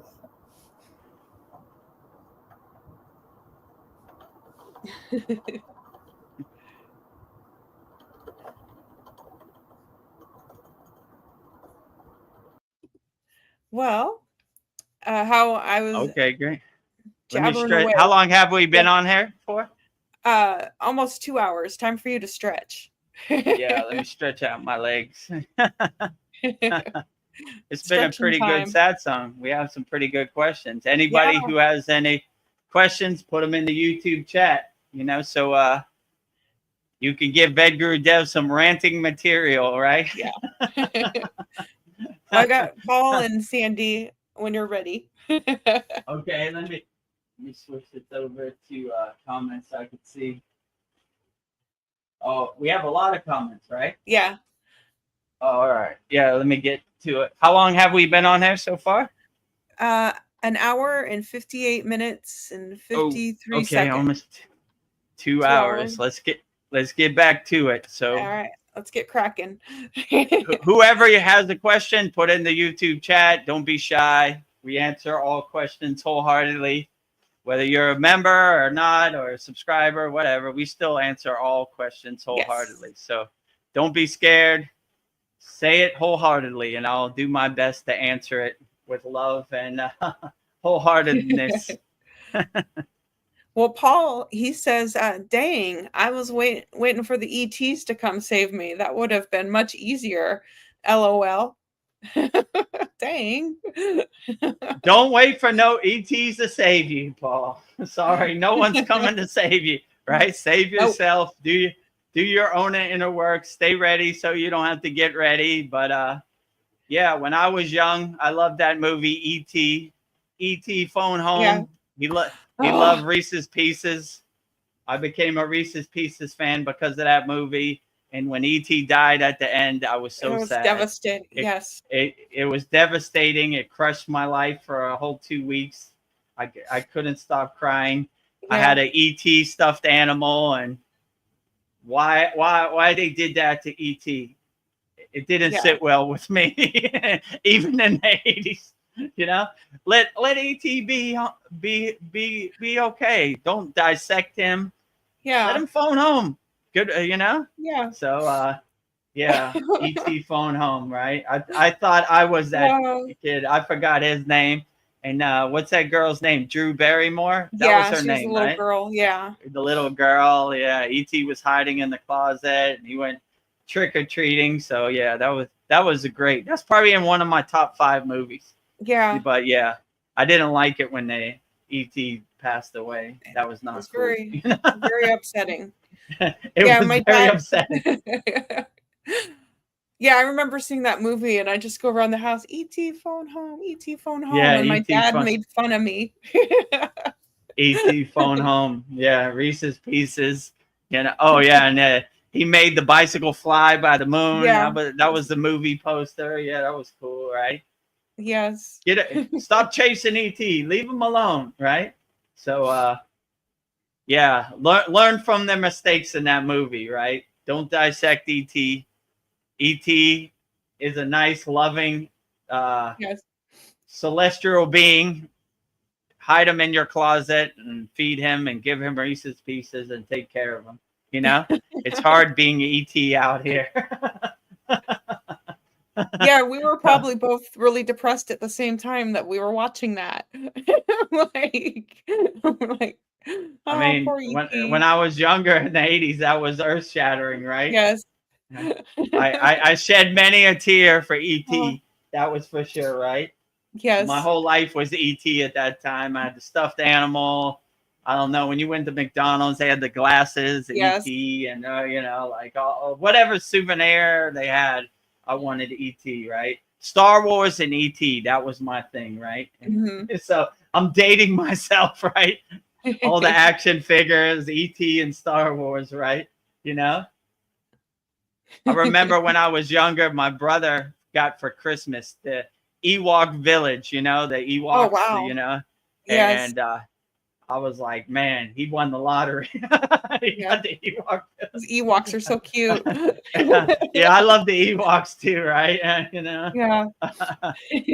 I forgot what movie that was in, Return of the Jedi or Empire Strikes. One of those movies. They were up in the trees and they had their tree house, and you know, I'm a Chewbacca fan too. You know, Chewbacca.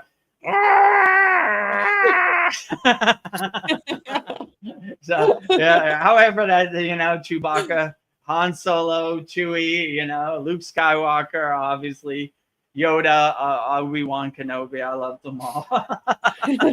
So if you were born in I don't know, the 70s, 2000, or you were born in 1990, you have no clue what I'm talking about. But if you were born in the 70s or 80s, you probably have some idea what I'm talking about, you know.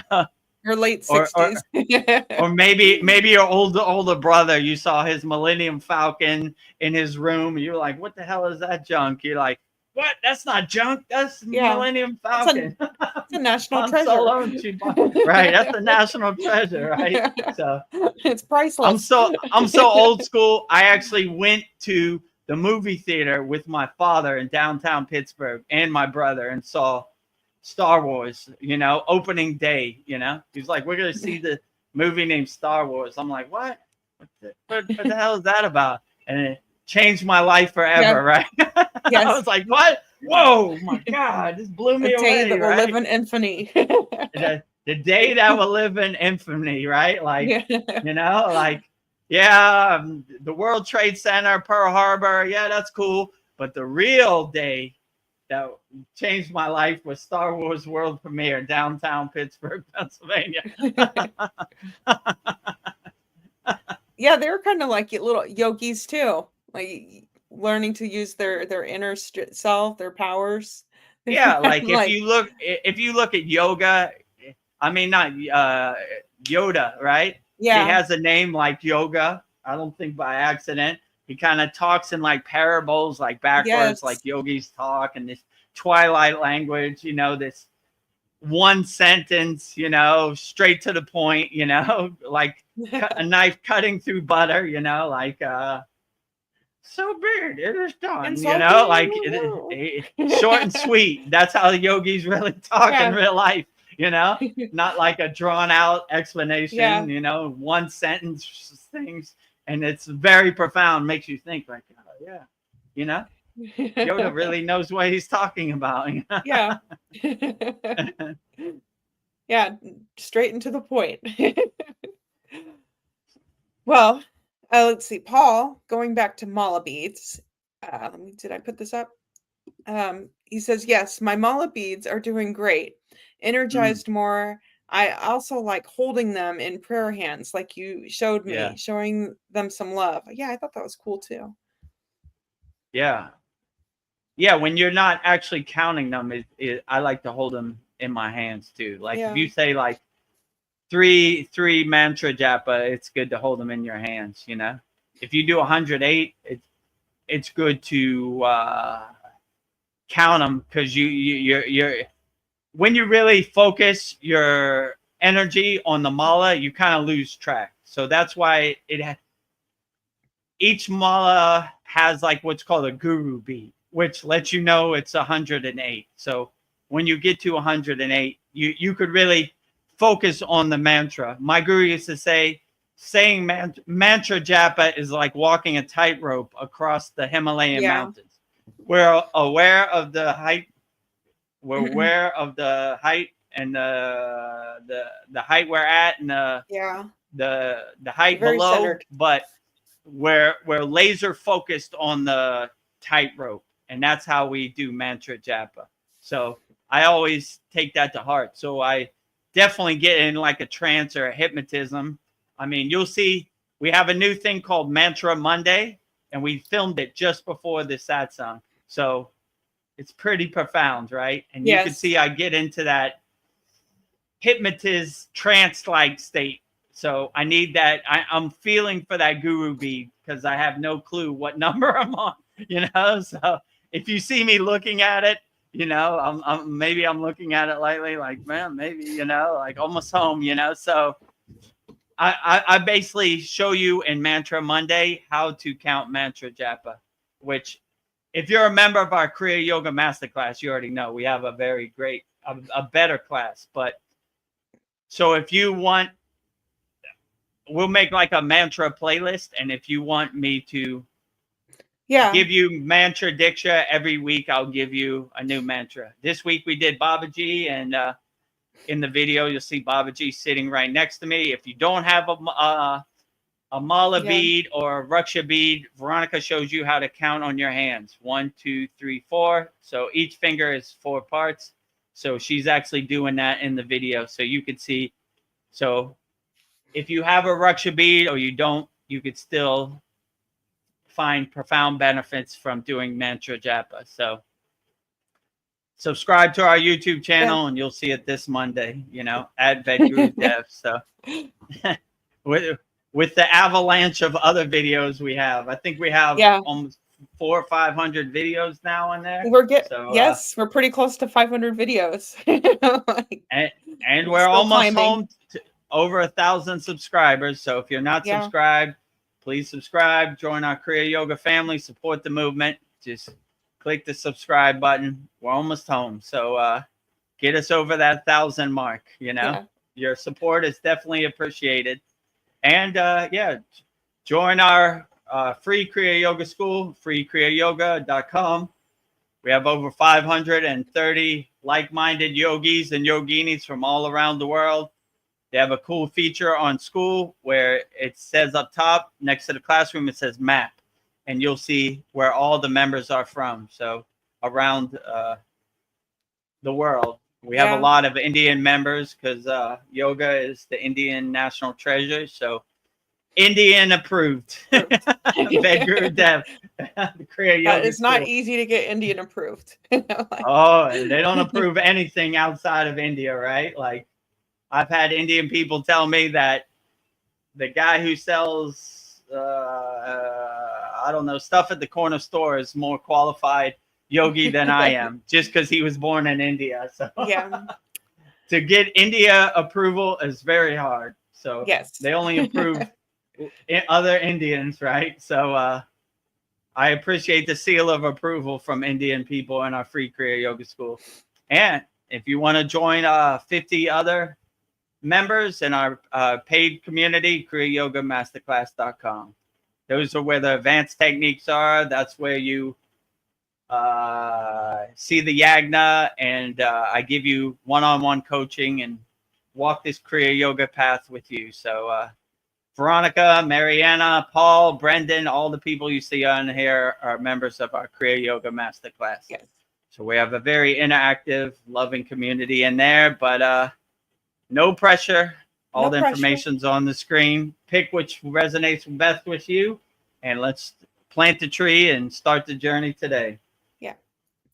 You get a lot of Kriya Yoga goodies here. You won't get them anywhere else. So a smorgasbord, a buffet of Kriya Yoga, right? Like hundreds of Kriyas, right? We're not going to gatekeep it. We're going to give you as much wholeheartedly as we can, right?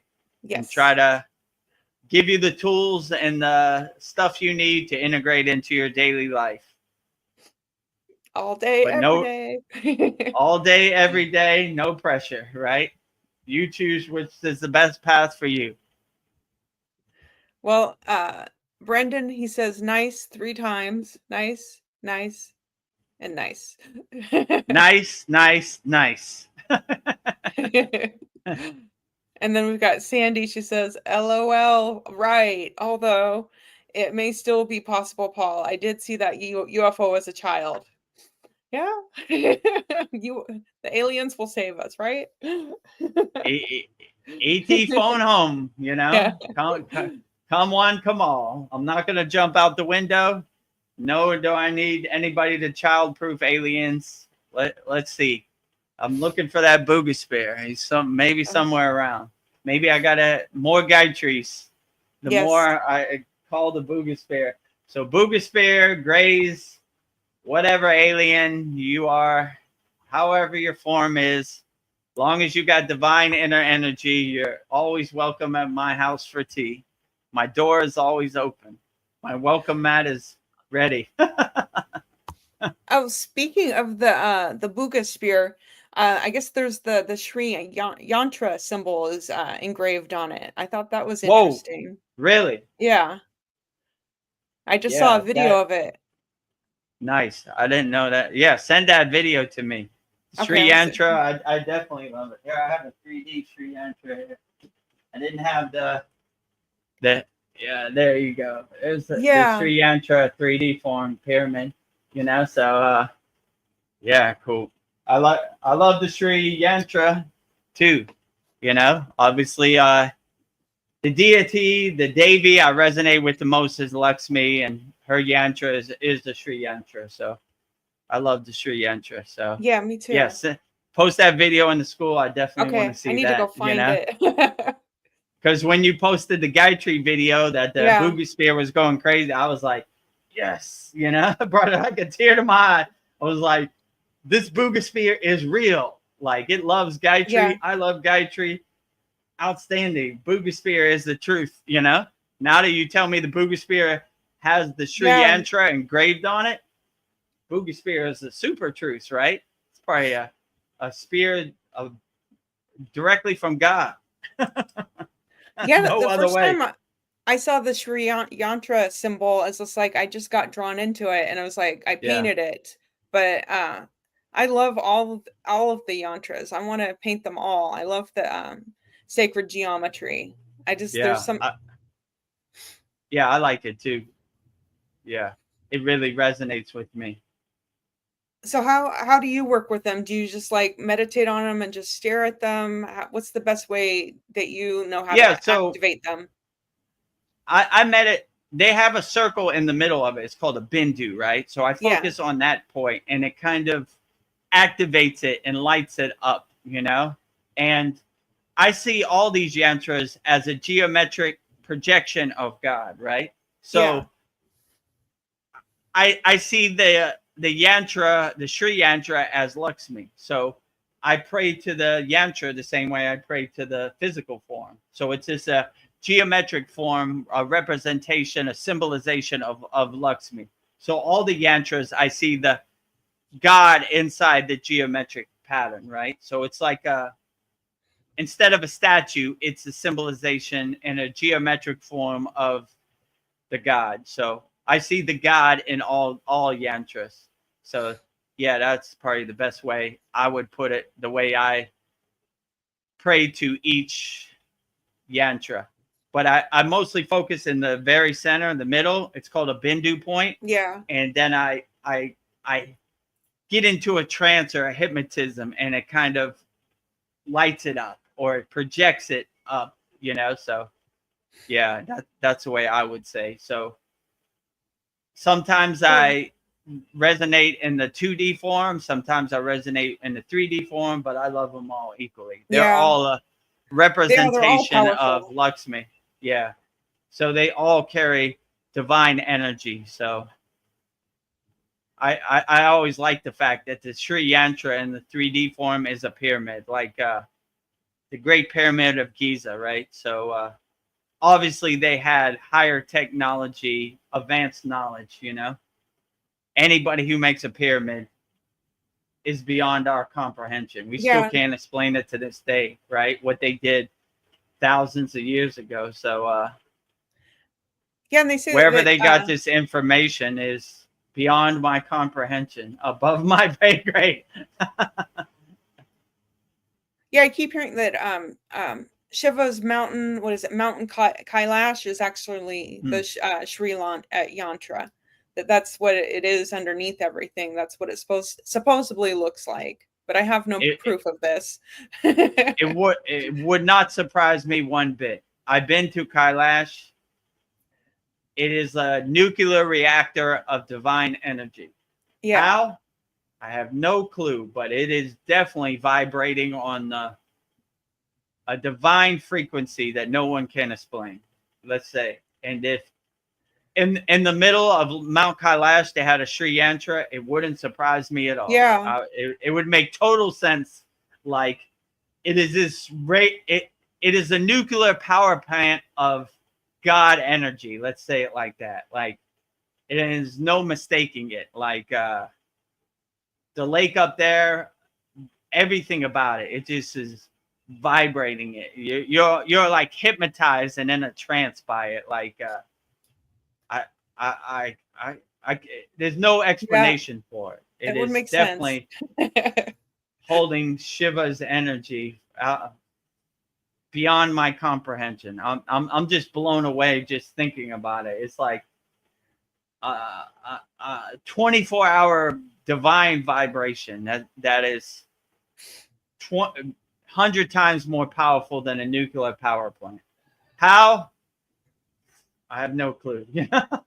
Yeah. And I'm definitely not going to listen to no person in a white coat of how it works. It's beyond everybody's comprehension, even people who wear white coats. Like, I'd say all the glory to Shiva. Is the greatest of it is a great symbolism. And when my guru said during the C word you couldn't go there, so you only can look at it as a distance because it's on so-called China land. India and China has that dispute, right? So it's a sad day that they won't let pilgrimage yatra Hindis go to their sacred place, So Yeah. I'm glad I got to go there before they closed the door, Yeah, But definitely. what a powerful place. Like, if you want to go to a real divine, powerful place, Kailash is the top of the food chain. I mean, Lord Shiva, the highest of them all, pure consciousness, Adi Yogi, all of the above. I mean, if you could pick one place in India where you would feel the highest energy, I would probably say Kailash is that place. Yeah. I've been to all different kind of places, but this is on another level. Like, I mean, I'm getting goosebumps even thinking about it. Like, it's that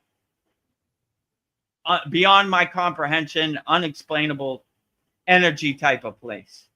So if you have to leave your house and you have to see the places in India, That's where I'm going. I would probably go to Kailash. It's a little bit of trek, it's a little bit of hike going up and down, but it's well worth it. If you're able to leave the comforts of a home behind and go to some place that will change your life forever, I would go to Kailash, and yeah, definitely. And it's for everybody. You don't have to be a devotee of Shiva. I mean, it would help, but Yeah.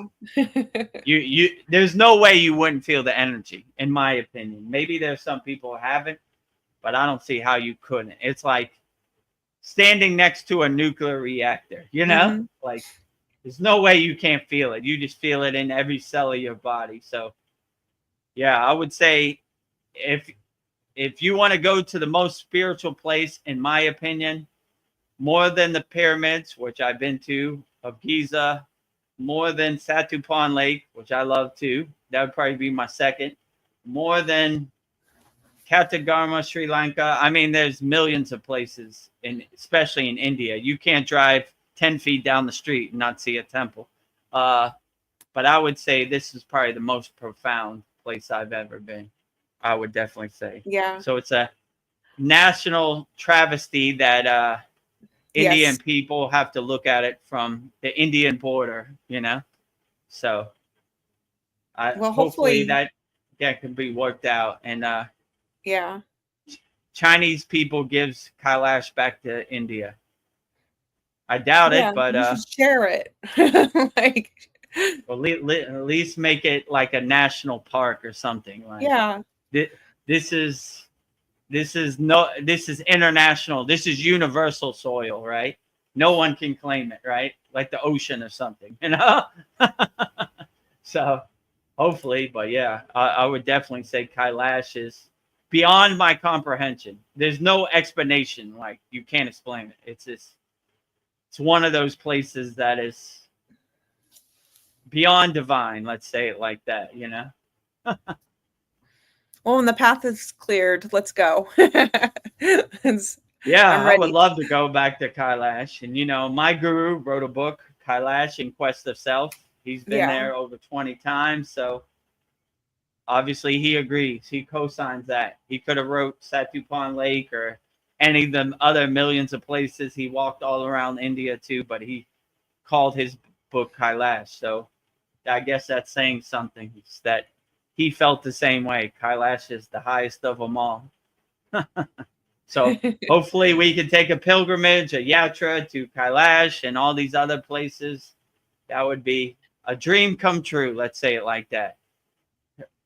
Going back home, crossing it off my bucket list once again. I've seen enough in this Maya delusional world. Can I go home and feel the energy once again? Well, we got the Yagna fire this Saturday. Put your request in. Like, dreams come true. Put that request in. If you don't see me on the live stream for a month, you know what it is, right? Yes. Or forever, right? Closing down the shop. Dreams came true. Well, I've been having such a good time talking to you. I've neglected the comments. So. Oh yeah, let's get back to the comments. We just go on a rant. Sorry, guys. It's a 20-minute conversation, right?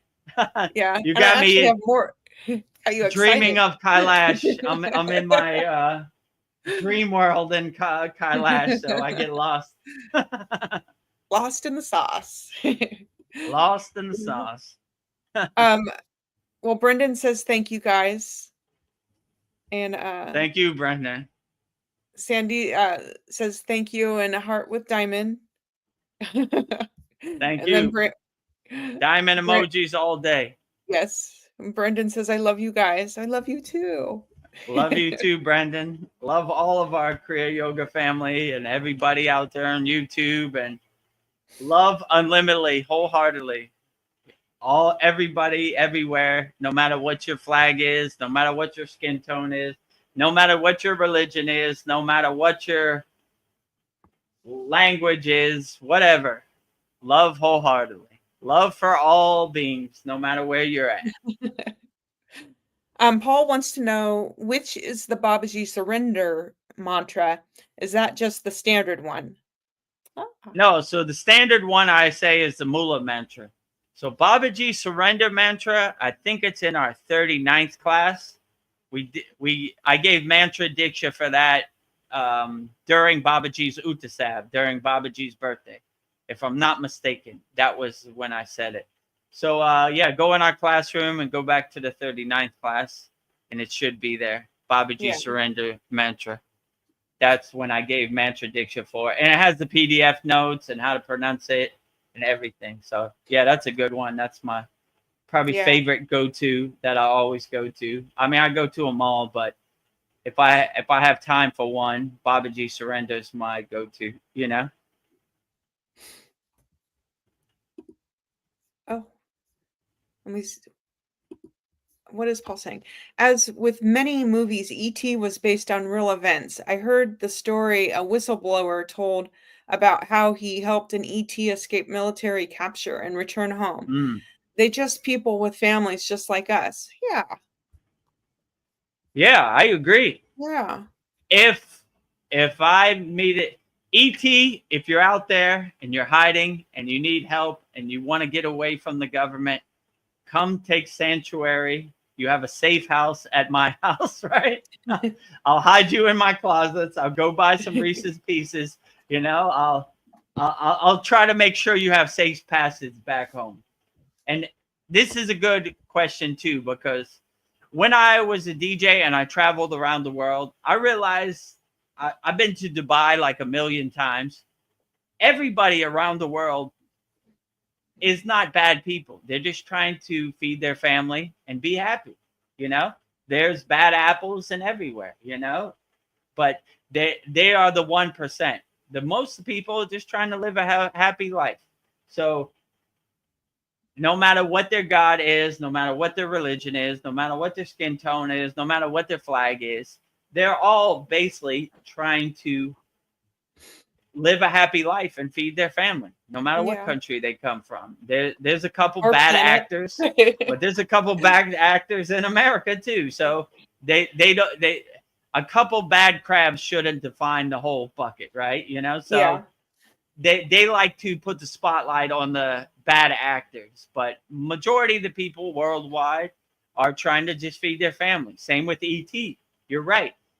My intuition is that aliens or ET, they're just trying to be happy and feed their family and, you know, live a blissful life, you know? So if you need sanctuary or a safe house, I'm going to put it all on the line and risk everything to make sure ET gets home safely.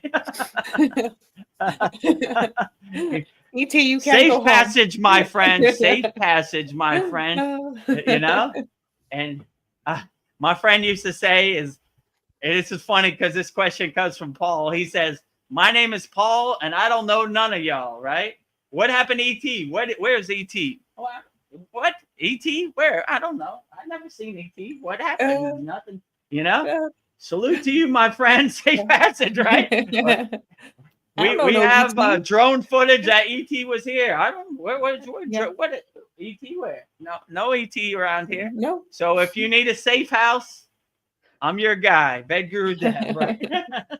I understand, I'm not going to try to dissect you. I'm going to enjoy your energy and do my best to make sure you have safe passage home, right? None of that here, right? I've learned from when I was younger that if ET wants to go home, let him go home, right? Don't, and keep him out of harm's way, right? Yeah.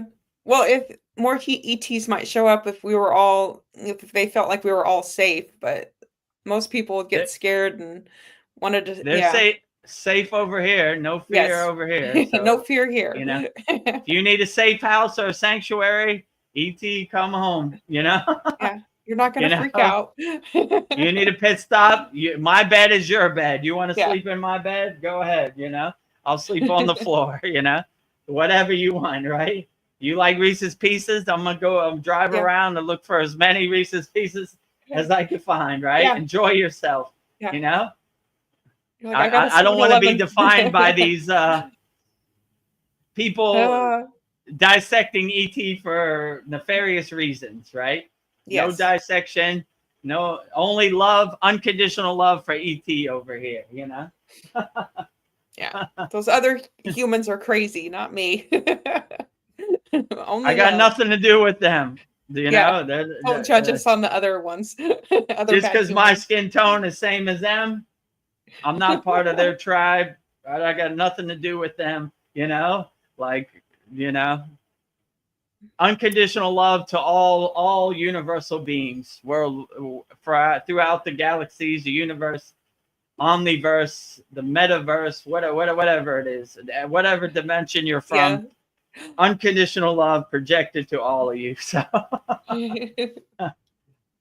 if you're ET, you're just trying to feed your family and live a happy life, I understand. You got a home here. My casa is your casa, right? My casa is su casa, right? Yes. My home is your home. My home is your home. Well, Sandy says, speaking of vibrating, this just happened. My sister walked into my home and said it feels like the floor is vibrating. My partner and I work with spirit daily, meditate, etc. Connected? Oh, that's cool. Oh, yeah. I would definitely say the higher you raise your frequency, the more you become aligned and the more you become connected. And your house becomes like your ashram, becomes like your temple, and it becomes like a pyramid, like the Sri Yantra, just radiating that higher frequency, that higher awareness. So I definitely would say that wouldn't surprise me at all. And to people who aren't, when you're on a higher frequency, you take it for granted. But when somebody who's not on your frequency comes, they'll really feel it, right? Like, whoa, like all the yantras I've done in my house. One of my friends who is a Brahma Acharya, when he came to my house, he was like, the energy here is so outstanding that it's almost like I feel like Lord Shiva put like a protection shield over your house, right? Oh, so wow. There would be no way that any nefarious being or any lower frequency being would come. It would feel like trash to them. They would be scared of it, right?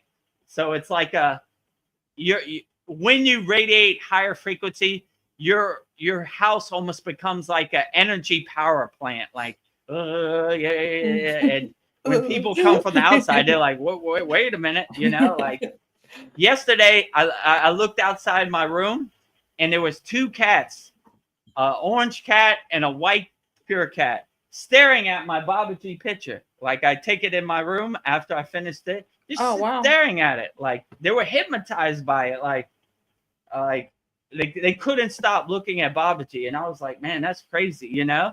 And, you know, like when I saw them, I started chanting Om, and then their ears went back and they just got into like a hypnotized state, right?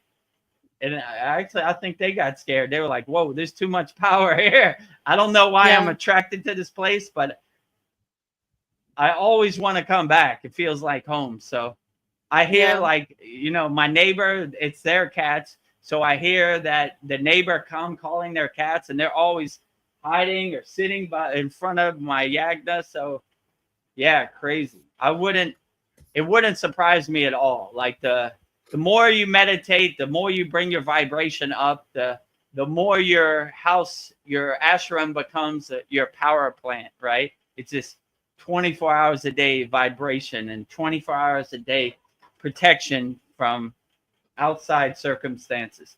So yeah, I Yeah. would definitely say that is 100% true. I mean, when you're in it, you kind of take it for granted.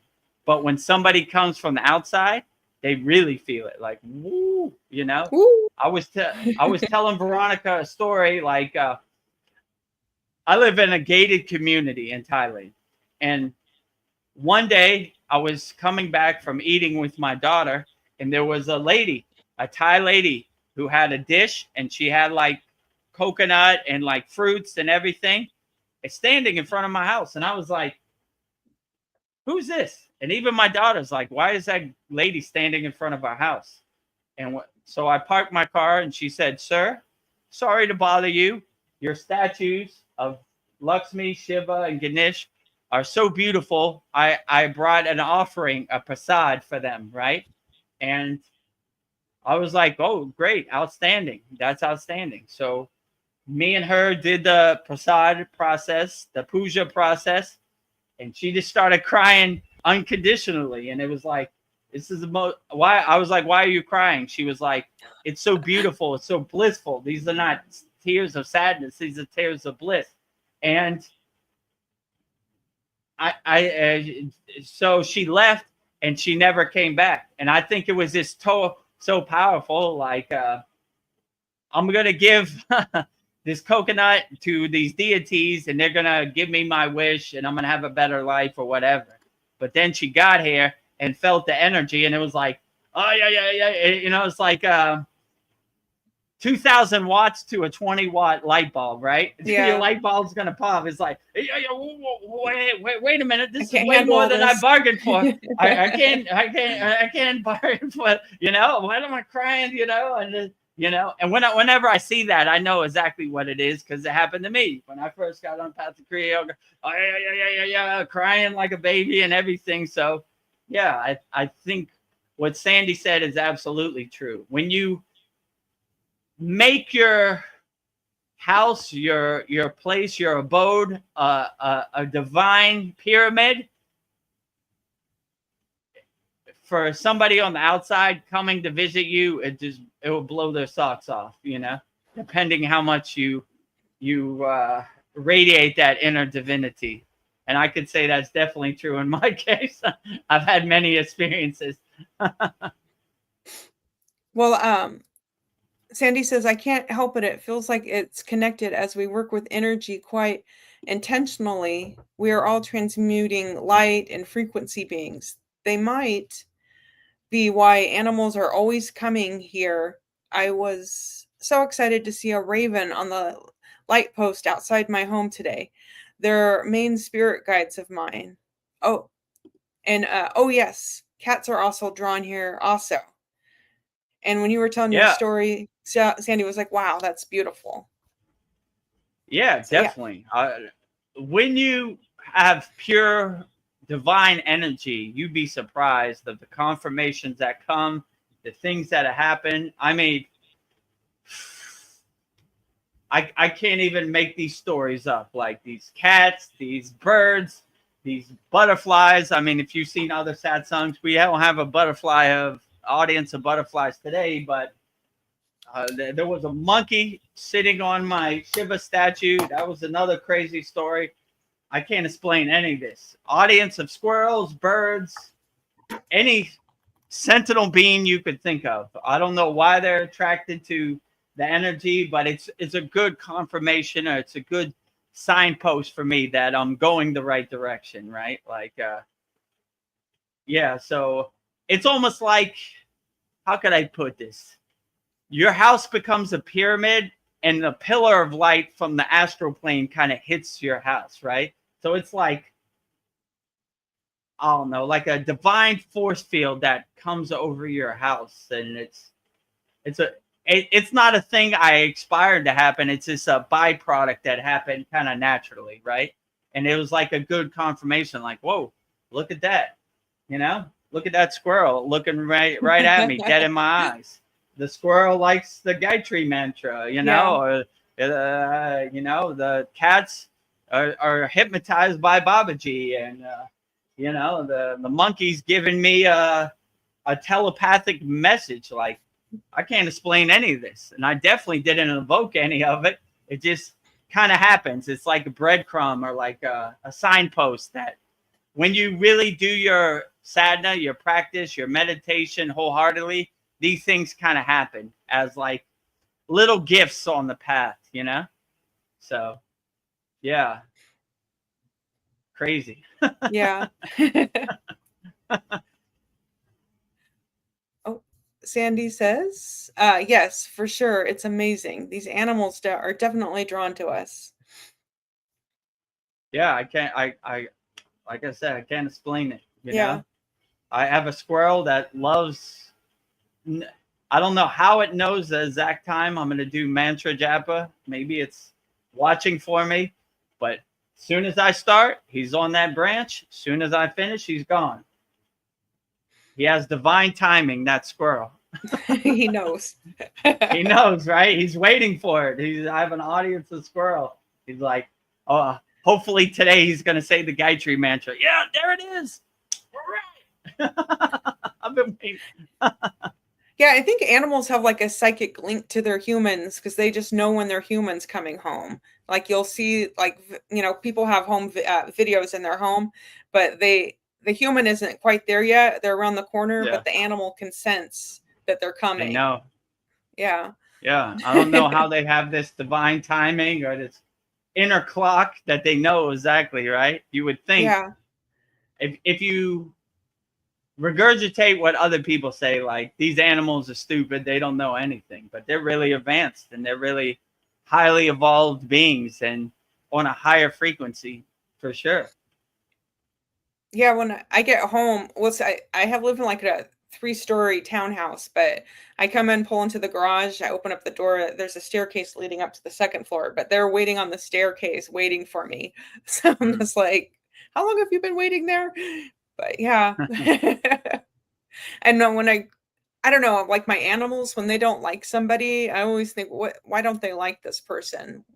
Because Yeah, they can they feel know, right? people's energy. Yeah. Bad energy. And stretch out my feet 1 second. Yeah. How long have we been on here now? 2 hours and 41 minutes. So almost 3 Whoa. hours. Stretching So anybody who's watching this, put your comments in the YouTube chat. Yeah. We'll be wrapping it up soon. So yeah, but you still got some time. Get in your questions right now. Yes. And if you haven't subscribed to at Vedagurudev YouTube channel, support the movement. Join our group. Join 530 like-minded Kriya yogis and yoginis from around the world. 100% free. freekriyayoga.com. Click on the join the group button. Answer the questions. And if you like the value and you feel uplifted by Kriya Yoga, master the supreme science of Kriya Yoga. KriyaYogaMasterclass.com. No pressure. But Yes. Whichever resonates with you, that is the best path. Yeah. Nothing to stop you. What is stopping you? Join today. Nothing. No. Money shouldn't be a barrier to energy to being the best Kriya yogi or yogini you could be. So if you like words I'm saying and it resonates with you, then support the movement. Any way you can. First 2 are free. Subscribe, 100% free. freekriyayoga.com, free also, you know. If you like it, then you can take the next step. But it's 100% up to you. So when we were talking about symbols and stuff, I've been thinking about the swastika symbol in Hinduism, it's in Buddhism and Jainism. It's a sacred symbol of good luck and prosperity and spirituality, a symbol of peace and prosperity in many cultures. And it was appropriated from the Nazis party. But I don't know, now the swastika is associated as a symbol of racism and supremacy or whatever. And I wonder if that symbol could ever be reclaimed as a positive symbol ever again. Oh, it's positive to me. And yeah, the to most billions people. of Indians. Actually, I have it here. Let me get it. Yeah. It's in front of me. Yeah, so there it is. Right there. Yeah, I think now that I know more about it, I think it's, it's positive. It is positive. Yeah. Like just because they hijacked that and saw the power and the yantra and used it for nefarious means doesn't mean I feel that way about it. I don't see anything Nazi about it at all. It's a Hindu symbol of wealth and prosperity and good luck. You know, I have it right in front of Lord Ganesha. It's his yantra. So I believe in it wholeheartedly. Just because other people hijack symbols doesn't have any meaning for me. Like on the Israel flag is like a yantra too. It's like an inverted star. Yeah. Right. The triangle up and the triangle down. Right. So it's basically saying as is above, as is below. That is like the yantra of it. But yeah, I've never, people hijack words, they hijack symbols, and you shouldn't feel any other kind of way about it, right? If it resonates with you, who cares what they did, They should be ashamed. They've used it for nefarious reasons. They took a divine symbol and they hijacked it, They have the problem. You don't have the problem. Just because you resonate with the swastika doesn't mean you have any ill intentions. So they should be ashamed, Yeah. Like I don't feel any kind of way about it. I'm happy to show my swastika on the YouTube live stream, right? I mean, if you go to any temple, they have it all over the place in India, right? Doesn't symbolize, Nazism. I don't. It doesn't have anything to do with Germany. So, I feel shame for them taking a divine symbol and hijacking it and repurposing it for bad means. That's bad. That's really bad karma for me, right?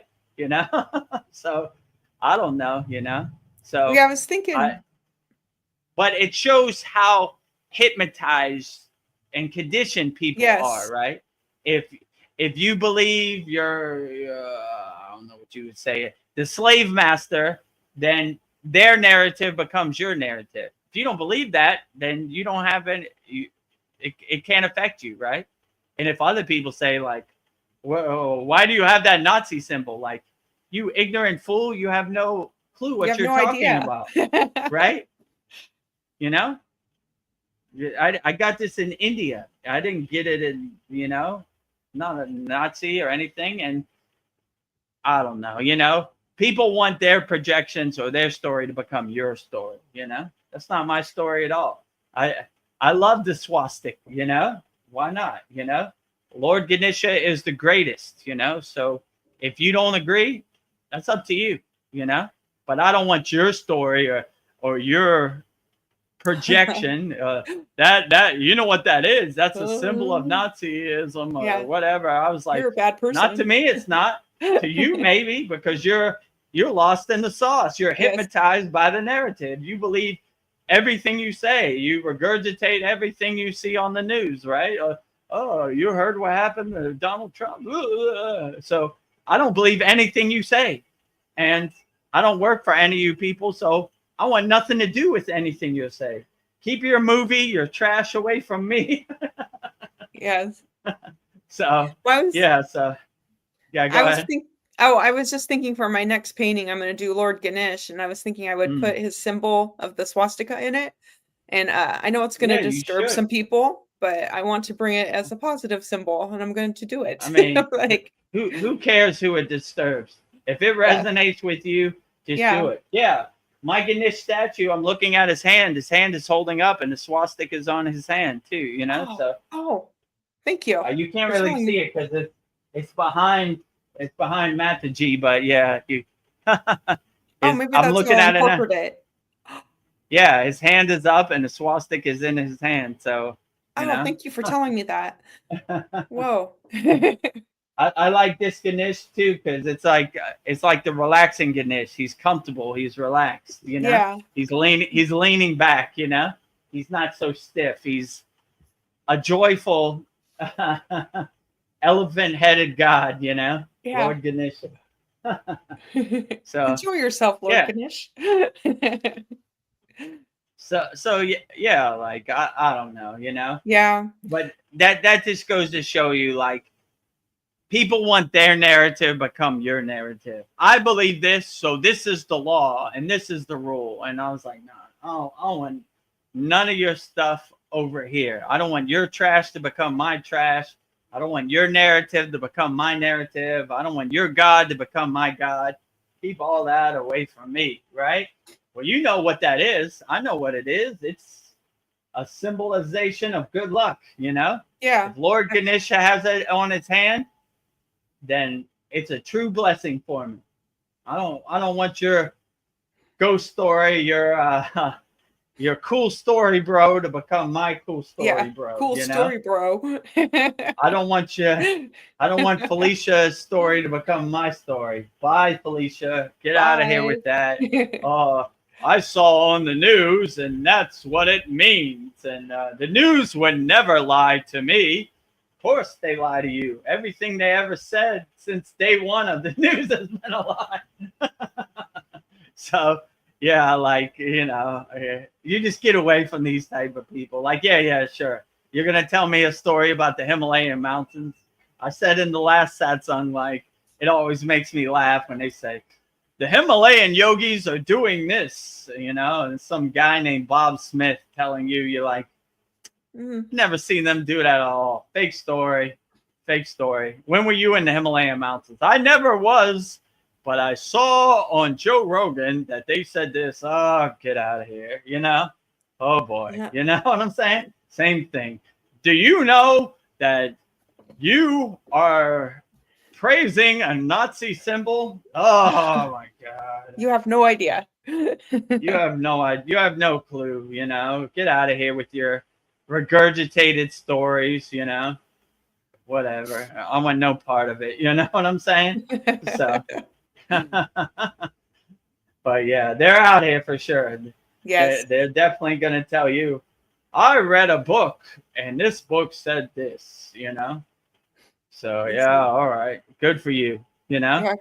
Yeah. Live your life that way. I want no part of it. I get all my information from YouTube. I get all my information from my soul directly, right? So anything that you say that goes against my soul or my inner wisdom or my inner divinity is total trash to me. Like, oh my God, I want no part of this, you know? So, yeah. Yeah. I don't listen to nobody, including Vedagurudev. Don't even listen to me. Listen to your soul. Your soul will never lead you wrong. Yeah. Let your soul be your guide. Let your soul be your North Star. Let it guide you and tell you the truth, you know? So always listen to your soul. Don't listen to any of these snake oil salesmen, all these charlatans on the internet. They have no clue what they're talking about, you know? So only listen to your soul. If it resonates with your soul, then it's real. If it doesn't, it's trash. Take it away, you know? You don't need it. It doesn't serve you, right? My soul doesn't like it. And you'll know because your soul would be like uncomfortable. It'll stink to your soul. It'd be like, oh, what? No, you know? Yeah, you'll feel it. Trust no one. So Trust yourself. anything that attacks your soul, get as far away from that as possible. It's fake. It's trash. It's a cool story, bro. You know. Here comes Felicia with her stories again. Bye, Felicia. Oh, damn, Felicia. Felicia, just go away. You're bothering me. Well, Mariana, she says, sorry, I missed you. I'm sorry. Oh, first she said, my people. Then she said, sorry, I missed you. I'm sorry, you didn't miss us. Yeah, we're still here. Oh, Mariana, we said we took your advice in this week's class. We consecrated our mala beads. So we did the mala beads for Paul. And if you come to our Saturday class, then we'll do your mala beads also. Or if you can't make it, you have to work on Saturday, just email me what mantra you want said to your mala beads, your raksha beads, and I'll say it for you. And you could watch it back later. So that is also a benefit by being a member of our Kriya Yoga Masterclass. We're adding mantra Mondays, and we're adding consecrating mala beads for all of our members. So anybody who has any mala beads is a member of our Kriya Yoga Masterclass. Come to our Saturday class, and I'll definitely consecrate your raksha beads. And then Mariana says, unfortunately, thanks to the Nazis, it will not be positive for hundreds of years, probably. Yeah. I mean, it's positive to me, you know, like, I mean, yeah, I know they repurposed it. I don't know. They hijacked the symbol, but I don't know. I get good vibrations and positivity when I look at my swastika, you know, yantra. So, I mean, to other people, because they're so conditioned, they're so lost in the sauce, they probably believe that, you know, but not me. I think it's positive right now. It brings a nice twinkle to a smile to my face and gives me a tingly feeling inside. So I like it, you know? Yeah. And what other people think of it really doesn't matter. Between me and Lord Ganesha. ABC your way out of my connection to Lord Ganesha. Yeah, it's a symbol of peace and prosperity. Absolutely. Good luck, right? We could all use a lot more of that. Well, Mariana says, especially for Russian people, my grandparents know it so well after years in concentration camps. Yeah, it's ingrained on them. I'm sorry about this, and I'm sorry that the swastika is a sore spot. You know, it brings up bad memories and genocide and Holocaust. You know, I feel shame for the Nazis. That's their karma. Repurposing a beautiful symbol and using it to hurt people. I can't think of any worse karma in the world, right? So. Well, that's their trash mountain, you know, like for them to climb. And maybe when they reach the astral plane, they'll have an audience of Lord Ganesha themselves, and they'll punch them right in the face. Yeah. For all the devious things he did with his personal yantra. Right. So hopefully Lord Ganesha punishes them for doing these things. But yeah. I'm sorry that this symbol has had bad memories for people. Yeah. I wish good memories, love, peace, harmony for all people around the world. And anybody hurting people or repurposing divine symbols for nefarious means should be ashamed of themselves. And I feel shame for them too, you know? Bad people. Bad people. Then Mariana goes on to say, I don't have mala beads yet. I gotta find an Indian store here to buy it. Well, if you don't have mala beads, we show in our mantra Monday how to count on our fingers, which Veronica does too. Yeah. Veronica doesn't have mala beads either. So maybe if you find a good place, you can tell Mariana where to buy them. Yeah. But yeah, if you don't have mala beads, just send in what mantra you want said, and I'll say it to you. And if you have to work, you can watch it back later, or if you're live in our Saturday class, I'll say it to you live. So just tell me which mantra you resonate with the most, and I would definitely consecrate it for you in this week's class. And Sandy says, I thought the Indian swastika is a bit different. Thought it has dots. Yeah, it's different too. It does have dots too. Like this is like a metal thing, so it can't have. It usually has dots here. So on Ganesha's hand, you can't see it. It has dots. It has like jewels in between in here, right on his hand. So yeah, it is a little different, but you know, I don't know. Like I said, they anybody hijacking or repurposing divine symbols for nefarious means should be ashamed of themselves. Yeah. You know, that's all I'll say. So it is different, but some people have gone through genocide and it's ingrained in their brain, and it's like watching a horror movie, you know, or brings up bad memories. So I'm sorry about that. I apologize for all Nazis worldwide. Bad Nazi stealing Ganesha's symbol, you know? Be ashamed of yourself for that. No hurting people, loving people, living in peace and harmony. Anybody who's doing anything under the banner of hurting people should be ashamed of themselves.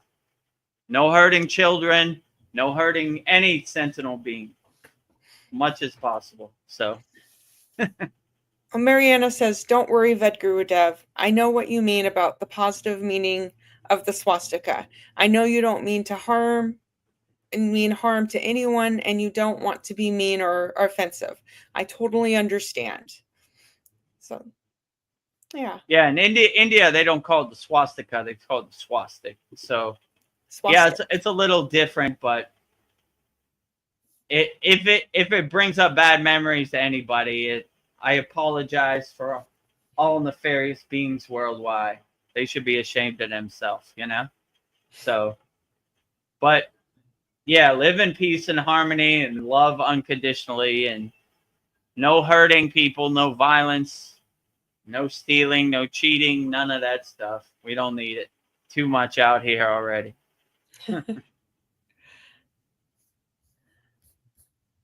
Well, we don't have any more comments on YouTube, so I will go with my questions. Okay, great.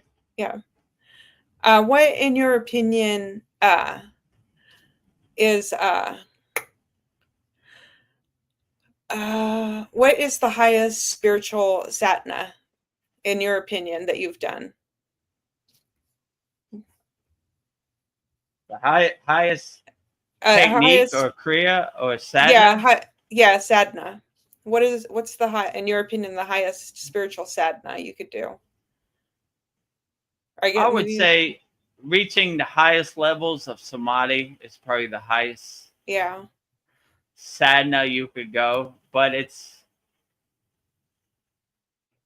not like a conscious thing. It's like something that happens. You just kind of go through the process and align yourself, and you don't really have any expectations. Like, I've never gone in samadhi like, this is going to be the highest practice, you know? Yeah. I'm going to reach the mountaintop by it. I'm not even thinking about it. And actually, samadhi is almost like water through your hands. Like, when you come out, you're like, what happened? What day is it? You know, like, you're totally disorientated, so you can't even really remember anything. I used to keep like a samadhi journal, and I used to try to write like a long thing out. This is what happened in my samadhi state. Yeah. But then I realized I only got like 2 or 3 words, right? So I would just write like divine light, white room, you know, something like that. And I would go back and fill in the blanks later, right?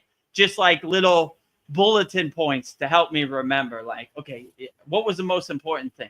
or it was like, and you know, when you go into samadhi, there's no real details to even talk about. It's like totally empty or totally blank. Like this is like a white room, and it's almost, if you would ask me, I would say there's nothing to attach to, so you can only be alone with yourself in a state of being, and that is how you reach the higher states of samadhi. So there's nothing even really to write about. Like you can't even write about it. So I would say the highest state you can attain in Kriya Yoga is probably a higher samadhi state, and probably the highest state you can attain is Maha Samadhi, which is where most yogis make a commitment to leave their body, right? Like Yogananda and these people, they choose to, you know, this samadhi state feels so good, I'm not coming back, right? I shed my physical body. So that would probably be even a higher golden glowing state, you know, that many rare yogis have attained, but they have attained it. So probably the most celebrated thing in like the Sita tradition or the yogic tradition is the samadhi state. And when you go to these different ashrams of different sitas, they have a samadhi shrine, which is basically symbolizing them attaining the highest state, the ultimate goal of yoga. So I would probably say samadhi state is probably the highest obtainable state. I mean, there are a lot of other states that are great too. Self-realization, Kundalini awakening. I mean, all these are great. But if you ask most yogis, in my opinion, they would probably say Maha Samadhi or Samadhi state. Maha Samadhi, not coming back to your body. Samadhi, coming back to your body, you know? Okay. So if you want to come back to the 3D physical world, which most people, that's why they call it the great samadhi, because it's like the great journey, the great leaving, right? Goodbye, I'm not cruel coming world. back. Goodbye, cruel world. I've seen enough. I've had enough. Goodbye, right? I'm going home. So that's why I would say like the Maha Samadhi is probably the highest state. Now, if you want to come back, you kind of preserve your body by slowing down your breathing, slowing down your heart rate. So there is a body to come back to. Because I'm sure, I can't verify this, but maybe there were some yogis who wanted to come back and their body was totally gone, right? You know, not too far. You've seen, they have in India these petrified yogis, right? Which they've gone too far and their body is this petrified. It's a statue. They can't come back to it. So that's what I think happened in their case. Or maybe they didn't want to come back. I don't know, you know? It just depends, you know? Like, or maybe they have partial consciousness in there. Because these do feel kind of semi-alive, let's say it like that, right? There's something in there. But to what degree, you can't tell. So maybe they broke off a piece, like a 10% piece, and the rest 90% is in samadhi. I have no clue, you know, but something's going on, you know. So if you want to come back to your physical meat suit, don't go so far, you know. Come back, you know. I almost made that mistake myself. I went out 5 days, and I was on the brink. I was walking the thin line of petrified and non-petrified. And luckily my guru smacked me upside my head and what are you doing? Yeah, you know, you're gonna have to make a decision. You're either gonna go into Maha Samadhi or you're gonna come back to the physical world. So I was already back, so I decided to stay in the physical world, and here I am today. Here you be. But here I be, you know, not really to my choosing, you know. He kind of helped. My guru helped me out, you know, because I was lost in the sauce. I was on that. My physical body wasn't going to be ready for me to come back, you know. I was teetering on that line, you know. I was walking the thin ice, you know. So yeah, none of this would have been possible unless he woke me up, right? Yeah. And I Well, I'm glad but you're I here. was, I was definitely discombobulated. Like, what? What about the rules? You don't wake up somebody in samadhi. You big fool! You were in there for 5 days. You know, I tried not to wake you up. You were decaying. You were about to be gone. You know, what? 5 days? What are you talking about? It's 15 minutes. No, you Nope. fool! 5 days.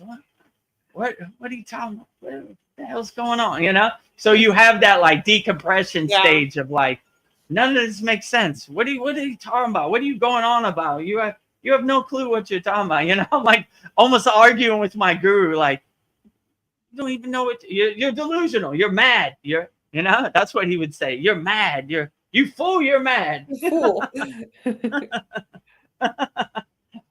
So I don't, yeah, but it seems like 5-10 minutes, but it's really 5 days. So there's no time, there's no elements, there's no space. It's just, the best way I could describe it is like a total white room where there's nothing to attach to it. And I don't even know if you could attach to your body. Like, you can't even make sense of, my fingers look like this or my hair looks like this. It's like you're almost like a divine light too. So there's nothing to attach to. So I don't know, you know, it's hard to explain. I like when my guru said, people who talk about samadhi don't know samadhi. People who don't talk about samadhi know samadhi, right? So I guess I don't have the answers. I'm talking about it right now. It's hard to explain it. It's beyond words, you know. It's beyond comprehension, you know. But yeah, you have to experience it to know, right? So even these words are too crude to describe the higher state of samadhi. You know, I almost feel gross by putting words to such a beautiful, blissful, divine state. You know, so. That's probably the best way I could put it, you know. Mariana asks, how did you learn samadhi and how long did it take you to learn that? Good question. Yeah, so, I mean, it's an ongoing process. I'd probably say I'm still learning, but in our school, we have techniques like, I don't know, have I ever, some of the meditations in our school are good to prep your body for the higher state of samadhi. Like, let's say like Jyoti meditation, going to your happy place, the pyramid of light, they're kind of giving you a blueprint to go into samadhi, right? So basically you to make a long story short, you slow your breath so thin that it looks like you're not even breathing. That's why they call it the breathless state of samadhi. You're still breathing, but it's so feather light that no one can detect it, right? You would think I'm not breathing. I'm holding my breath. My guru used to put his finger under my nose. He wanted to feel nothing, right? So you thin your breath that thin. You slow your heart rate so thin, like you're preserving your body to go without food, go without anything for an extended amount of time. Then you would, to kind of bring yourself in a state of samadhi, you would say like Om, or you would say like Om Kriya Babaji Nama Om. And that would kind of, because what happens when you go into samadhi, this happened to me in the beginning, I stopped breathing. And I would always catch myself like, I go, you know? So when you kind of get out of the samadhi state, you kind of use the mantra to chain you back in or pull you back in to the samadhi state. So it's a process. Maybe this week's class we're going to review what we learned last week, but maybe next week I'll try to document the process of how to get into the higher state of samadhi. You know, just I would suggest you set like an alarm or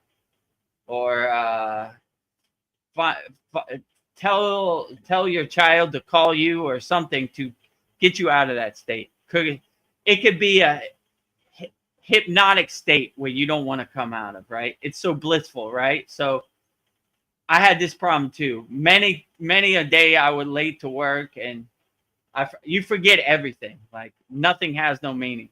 So you don't want to leave your child at school, you know, and you're Yeah. using samadhi for 2 days, you know. So you kind of got to gauge your samadhi. Or I would start off slow, like, all right, let's try 10 minutes, you know, and then let's try 20 minutes, you know. So I would gauge it, you know, like, because daily life calls, and you don't want to neglect your daily life because you're in a hypnotic state of samadhi. So when I went really deep into samadhi, I didn't have nothing to do, you know. I just sat there like a statue for 5 days, you know. And obviously my legs were totally gone. Like I Yeah. couldn't walk for like 2 days, you know. I had to like drag my my legs were like spaghetti, like they were totally useless, right? Like I couldn't stand at all. Like they were just gone. So yeah, yeah. So I would just start off slow and then work your way up. So if our members want to learn how to go into a state of samadhi, I'll show you. But yeah, go slowly and gently and gradually, and set an alarm or something just in case you go too far. Because I have gone too far, you know, many a time. Oh, Mariana So says, yes, please. Yeah, please, Vedagurudev. I have a hard time going deep into meditation. I am barely there. If I go deep, I just fall asleep and then I don't even remember the meditation at all or what was said.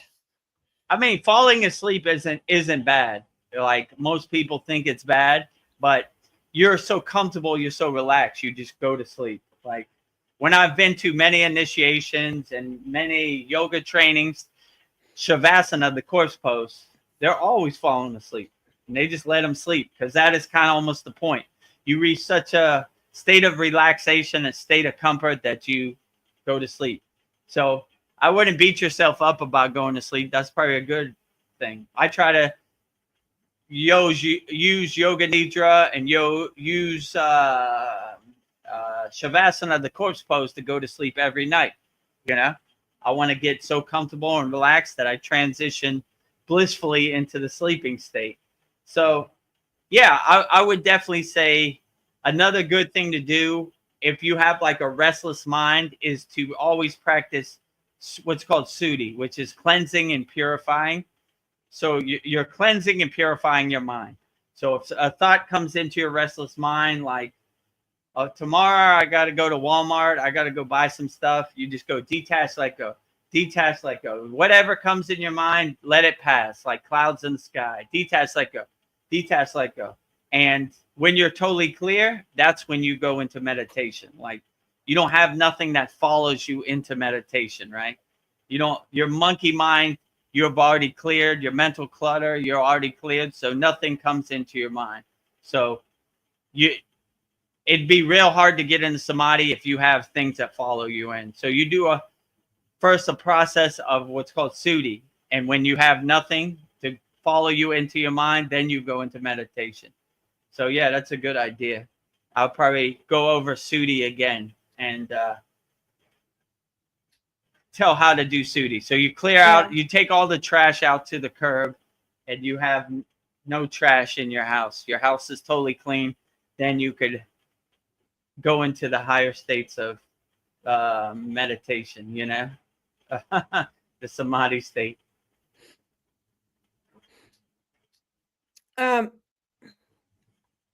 So what, I don't know, you just made me think of a question. What are some major spiritual awakening symptoms? What would be a symptom if you had a spiritual awakening? You're just in a 24-hour blissful state. You're not attached to anything. You totally don't care what anybody thinks or what anybody does. It has no meaning on anything you do. So you look like your head is in the clouds 24 hours a day, but you're really in a heightened, blissed out yogi or yogini state where you're not affected by anything. You're not attached to anything. You don't really care about anything. You just, Yeah. are in such a heightened blissful state that you wake up with a smile on your face and you enjoy everything wholeheartedly, and you don't care about other people's projections on you. You don't care what happens in the world. You don't care about nothing. You're just a 24-hour day blissed out yogi where nothing can affect you. So you enjoy everything to the fullest. So that would probably be my best definition of what it's like to be in a totally blissed out state. I kind of feel sometimes too when I get in a state like I feel like somebody's pinching my body. It's almost like my cells in my body are popping, and I just feel like blissed out, tingling, like whoo, yeah, whoa, everything is so outstanding. So you just really feel that heightened, tingling, spidey sense feeling about anything, right? There's nothing that even happened to you. You just feel great every day, right? Like you don't know why, right? You just are in that heightened, blissed out yogic state where you can't be affected by anything. Like I said earlier, you're an unshakable mountain. I don't care how bright the sun is, unshakable. I don't care how strong the wind is, unshakable. I don't care how much it snows, unshakable. I don't care how much it rains, unshakable. So no matter what happens, you just become a 24-hour a day unshakable mountain, and you don't care about anything outside yourself. You are the king of your inner castle. You know, you don't attach to anything you can't control. So you basically see the highest truth, and you align yourself with your inner divinity, and you realize yourself, and you realize your inner God. So like you become like a nuclear power plant radiating God frequency or divine God glow. So yeah, this is kind of what I would say. But it's an ongoing process. If you don't reach this state, it doesn't mean that you're not. It's just a subtle process that happens over time from you doing your kriyas and your yoga practice. But I wish for everybody to attain this higher state of bliss and enlightenment and samadhi and self-realization, God realization, Satchinanda, absolute being, absolute bliss, absolute consciousness. Satchinanda, right? The ultimate goal of Kriya Yoga. So like an overall absolute being, right? An overall oneness, which is truly blissful when I think about it right now, you know? Yeah, I'm finding like the less I need, the freer I am. Like the less True. things I just need, I don't need these outside things. I feel more free. Like, Yeah, that's why one of the highest paths is a Gauri path or the sannyasi path. They're renunciates. They don't care about nothing. You know, they don't have no attachments. They don't have no materialism. They're mala beads and the clothes on their back, you know? So that's all they have. And that's all they need. It's a spiritually liberating thing to have that state of mind. So I agree with you. You obtain moksha very faster when you have no attachments, right? So you have no suffering, you have no attachments, you have no fear of loss, you don't care about nothing. You're just a free bird, totally liberated, you know? I mean, it has its own challenges. You don't know where your next meal is going to come from, but yeah, you're very liberated, you know? you're You don't free. know where you're going to take shelter, but, you know, you're free. Yeah. You're free to make your own choices or go where you want. You don't have no obligations or nothing to hold you back. You do whatever you want. You go wherever you want. But that path has its challenges too, you know? Yeah. I don't know if this is a symptom or if this is something you've ever experienced. I was doing the bija sounds this morning, and I just did one of each one. I just did it loud. So it like echoed through my body, and like I felt like my body getting hot. Like I put my hand on my heart, and it like about burned my hand. I felt like each chakra was really hot. Has that ever happened to you? Yeah, definitely, for sure. But that's a good sign that you're cultivating your inner energy, and you're enhancing your inner energy, and it's responding to the bija mantras, and it's lighting your stoplight up, right? You know, it's every floor on the elevator is lighting up, so it's okay. It's rising the energy, you know, it's heating it up. And if that energy collects in your heart chakra, I like my guru used to say, it's like the pond of bliss or amarita, or you know, like the divine nectar, right? So you're boiling your your inner water, right? You know, you're heating it up. It's reacting to, you know, the heart chakra. So yeah, that is a beautiful thing, you know. Like, I mean, if it gets uncomfortable or it feels too overwhelming, I would stop.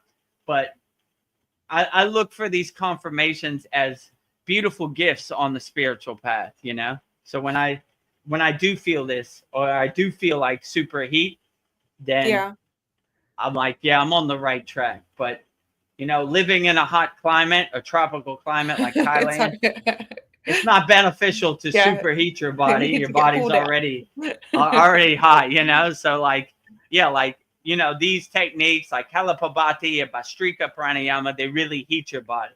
But everywhere in India is super hot besides the Himalayan mountains. So it wouldn't be too much need for Bhastrika unless you're in the Himalayan mountains. So yeah, but it's good to know that, like, I'm on the right track. I'm on the right path, because my chakras, they are activating. They're heating up. You know, like I look at it. Some people like to look at the chakras as like a spinning wheel, right? A spinning colored wheel. So if it's really getting hot, that means it's super spinning, right? It's reacting, super reaction to whatever you're doing. So that's a good thing, because you're generating friction and heat, you know, like the wheel is going, yeah, right? So it's super activating. So that's a good thing. But if it starts to feel uncomfortable, or you start to feel lightheaded, I would just discontinue it. But it's good to get a glimpse of what the possibilities are, even if you say the bija mantra one time, right? Yeah. So if you feel super heat one time, I wouldn't go 16 times unless you wanted to, you know? So I'll let you use your own discernment or your own discrimination. But it's a good glimpse of what the possibilities are if you do your inner work. So that's what I would definitely say. Okay. Yeah, let me stretch my feet. Yes. How long have we been on here now? 3 hours and 26 minutes. I don't know. I think we'll start wrapping it up, because I'm hitting a wall. I'm like, I've been up since 3 o'clock this morning. Okay, yeah. We need to get that rest, right? Yeah. I've been burning the candle on both ends myself, right? Like I don't know, but these go on. Go ahead. Oh, I was just saying, I'm feeling delirious. It's like this. It's kind of like I'm on a high right now. It's kind of hard to stop, but yeah. But yeah, it's been a long day for you too. Yeah, I've been burning the candle on both ends. A lot of Babaji quotes, edits, a lot of Satsang, Soul Talk edits, a lot of stuff. So when it gets like midnight my time, I'm almost totally exhausted. So much to do, not enough time. There's not enough time in the day for all this Kriya yoga wisdom and knowledge and videos and over and over and over. Babaji, clear the path. Babaji, clear the path. Give me 10 more minutes of energy so I don't fall sleep in my chair like normally. Mariana has a question for you. She says, are the Agoris like wanderers? Yeah. Yeah, but pretty much all the sannyasis are wanderers, or all the sadhus are wanderers. So you'll see them wandering around, just walking around. So agoris are wanderers, sannyasis are wanderers, sadhus are wanderers, yogis are wanderers. So, I mean, pretty much everybody on the spiritual path in India are wanderers. I mean, in my case, we would just walk around. We had no plan. We didn't know where we're going. We're just walking around. So it's a spiritual birthright being a yogi to wander around. What they call it in Australia, like walkabout. Yeah. So we walk about all around India, you know. We don't know where we're going. We're walking around, you know. So we're all wanderers. So like I said before, where I felt like we were like Peter. What do they call it? What's the guy with the flute? The Peter Piper. I think Piper. Pied Piper. Yeah. Yeah. So the Pied Piper. We just walk around and we collect agoris, we collect lamas, we collect sadhus, we collect swamis, we collect Buddhists, we collect monks, we collect everybody. So we're just wandering around. I don't even know where we're going. We're just walking around, and so basically everybody in the spiritual tradition in India is just kind of wandering around. Even like the Kumbh Mela is a big wandering, walking around, looking at different yogis. They look at you walking around. So it's a good spiritual practice to just walk around, you know, in India. We did that many a time. My guru wrote a book, Kailash in Quest of Self. Yeah. He basically walked around India for years. That's what he did. He was a wanderer for years. Go and meet different spiritual traditions and walk around wandering. So I guess that is a highly evolved path. Yeah. Walking's a meditation. Yeah, definitely. Walking meditation. Inhale, foot up, exhale, foot down, right? Yeah. You know, one foot in front of the other.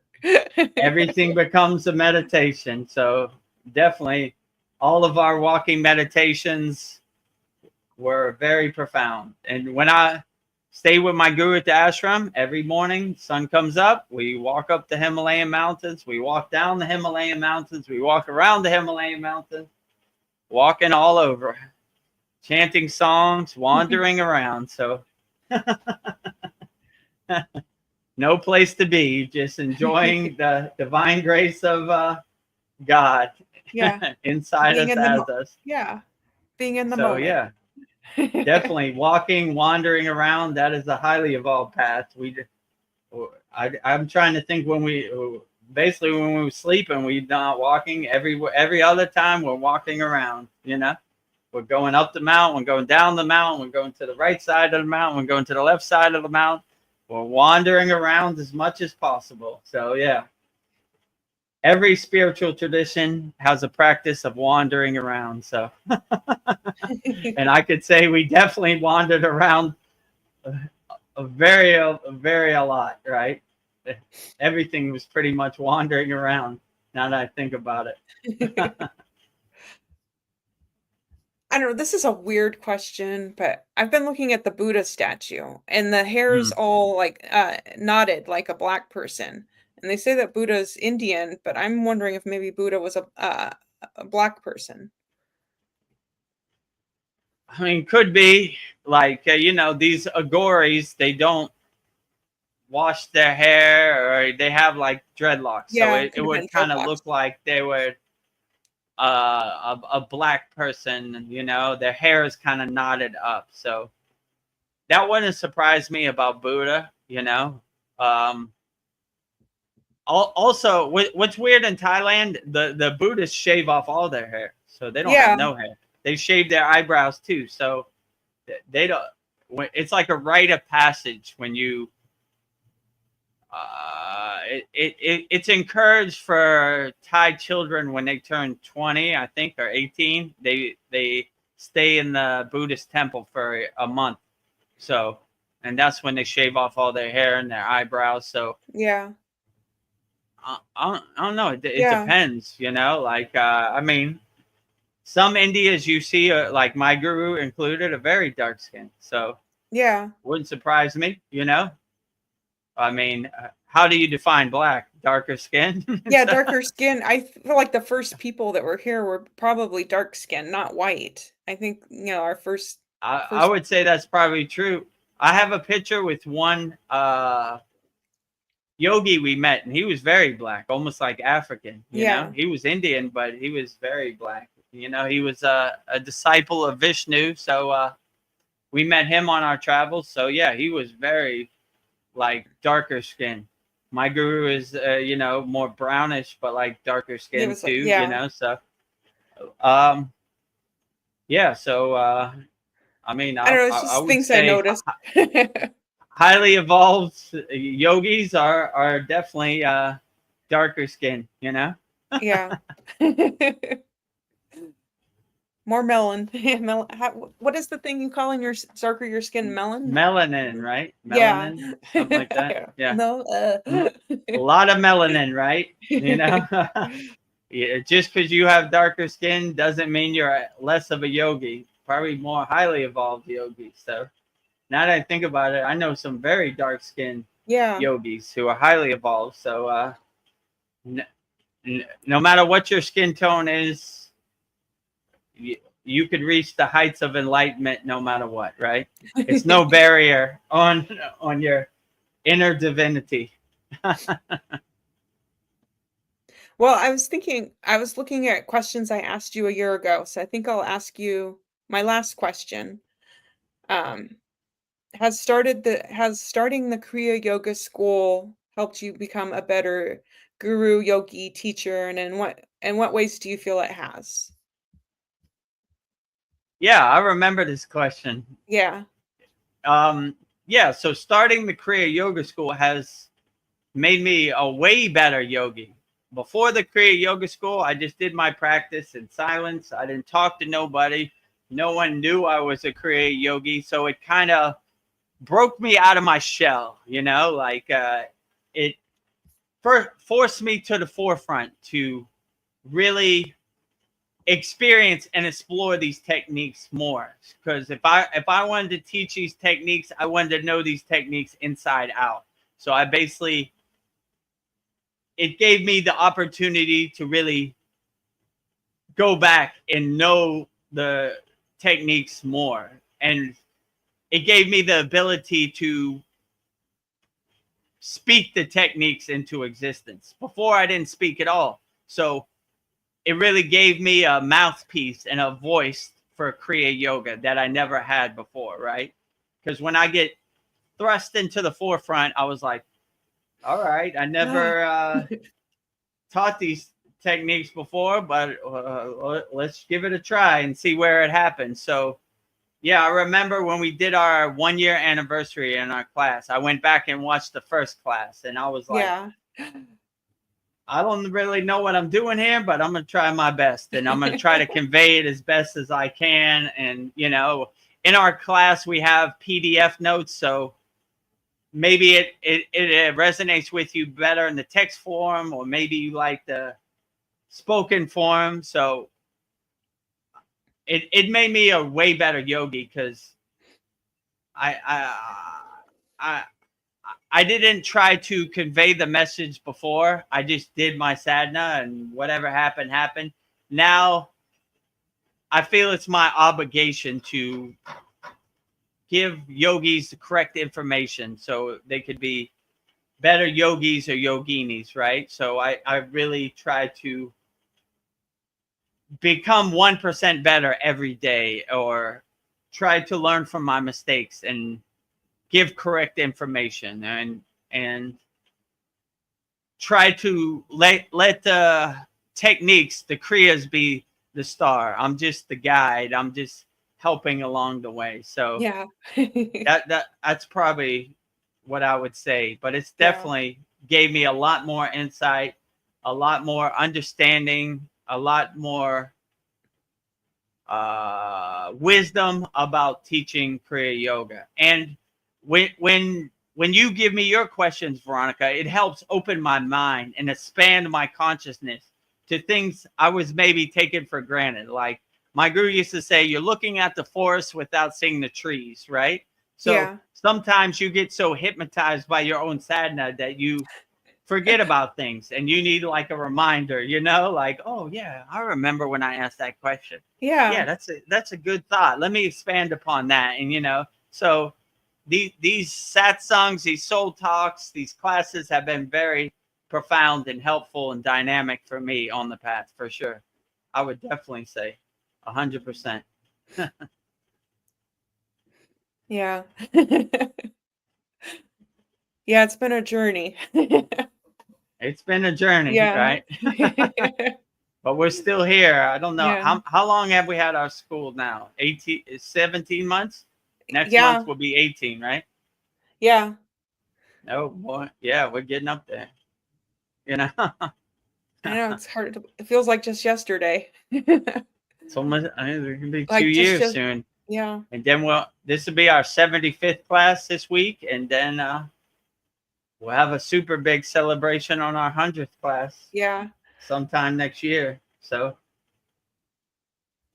if you want to be a part of the festivities, join the Kriya Yoga Masterclass. When is the best time? 10 years ago Best or time today? is right now, Yeah. right? Well, it Plant didn't your tree. exist. Yeah. Best time is to plant your tree 10 years ago, but if you missed that, best time is today. Yeah. Well, I guess that's it. Because I'm falling asleep. Okay, yeah, let's wrap it up. You know, if you haven't, please subscribe to our YouTube channel at Vedagurudev. Every day we have very profound Babaji quotes with me and Veronica. Every day we have very profound soul talks and satsang edits with me and Veronica also. Yes. And we do these satsangs every Wednesday, 9 p.m. Eastern Standard Time. We usually go 3 to 4 hours. We do our soul talks every Sunday, 9 p.m. Eastern Standard Time. We usually go 3 hours. We do our class for all of our members every Saturday, 11 a.m. Eastern Standard Time. We usually go 2 hours. Yeah. We have a very interactive community. So if you want to join over 330 interactive, like-minded Kriya yogis and yoginis from around the world, go to freekriyayoga.com, join our group, and you'll be with like-minded 330 like-minded Kriya yogis growing every day. You know, maybe we'll be over 350 tomorrow. Who knows, you know? Yeah. So a lot of like-minded yogis practicing Kriya yoga. Yeah, go ahead. What were you going to say? I was just going to say, we keep adding more stuff. We've got the Monday mantras coming up. This is next Monday. Yeah, I forgot about that. We have too much in our school. Yeah. I don't know if you can ever have too much. One time, Ved Mooney said, too much bhakti, Vedagurudev. And my guru looked at Ved Mooney. He said, never too much bhakti. So never too many stuff value at the Kriya Yoga School. Never. Overwhelming value all day, every day. Yeah. So we're going to overfill those Kriya cups. If you want to see where all of our members are from, they're from all around the world. They have a map tab when you join our free Kriya Yoga School, freekriyayoga.com. Click on it and you'll see location markers from all of our members all around the world. But yeah, we have members from every continent except Antarctica. Maybe one day we'll get somebody from Antarctica, but I think we have from everywhere else, if I'm not mistaken. Yeah. So all 6 continents. If you're in Antarctica and you're watching this right now, join our free Kriya Yoga School so we can have your pin in Antarctica too. And yeah, if you like the value and you like what we're giving, and we have a very interactive community with thousands of videos. Cal posts like 30 videos a day. hard to keep up with that too. So Yeah. if you have any questions about Kriya Yoga in our free school, just go to the search bar and type it in. And I'm sure Cal has posted a video about it, or maybe I posted a video, or Veronica. You know, it would be impossible not to have a video about it. We have a video about everything. And yeah, if you like the value and you wanted to have your problems burn up in our yagna, then go to KriyaYogaMasterclass.com and we'll burn up all your problems, and you could interact, and I'll coach you in real time. Make sure you get the results you want, you know, in our Kriya Yoga Masterclass. So yeah, with that said, I guess we'll wrap up our, what is it, August 6th, Vedgurudev's live Kriya Yoga Q&A satsang. And we'll wrap it up with very profound Babaji Mula mantra. So if you would like to have a mantra, I will give you Babaji's direct phone number right now. And if you're going through something and you want to call on Babaji, say this mantra. And if you're lucky, Babaji will answer your call. And this mantra is Om Kriya Babaji Namo Om. And Veronica will say it so beautifully right now. Om Kriya Babaji Nama Om. Om Kriya Babaji Namo.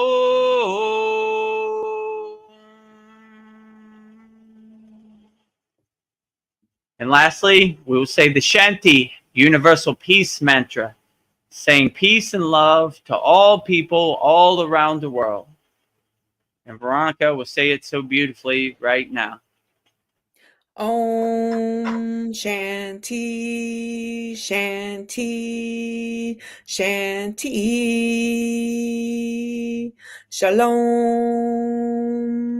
Sat Nam Sadhu Tao Spirit Swami Kami Amen Amen Umen Selah Home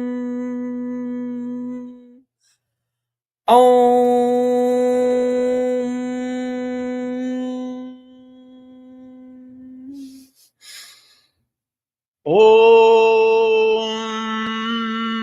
Shanti Shanti Shanti Shalom Sat Nam Sadhu Tao Om Spirit Swami Kami Amen Amen Omen Selah Home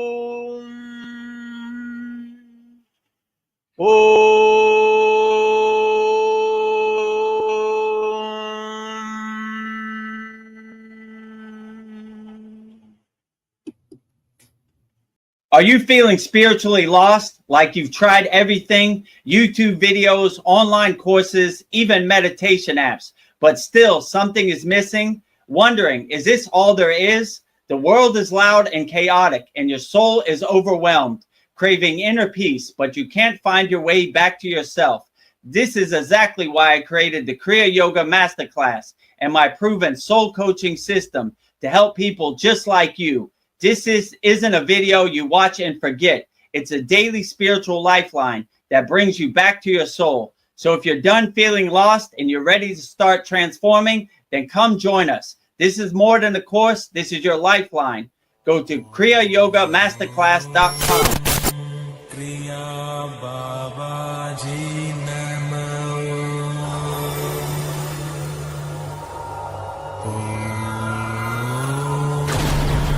Kriya Babaji Namo.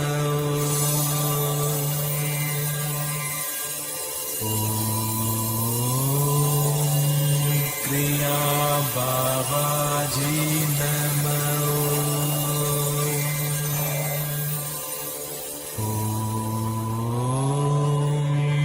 Kriya Babaji Namo.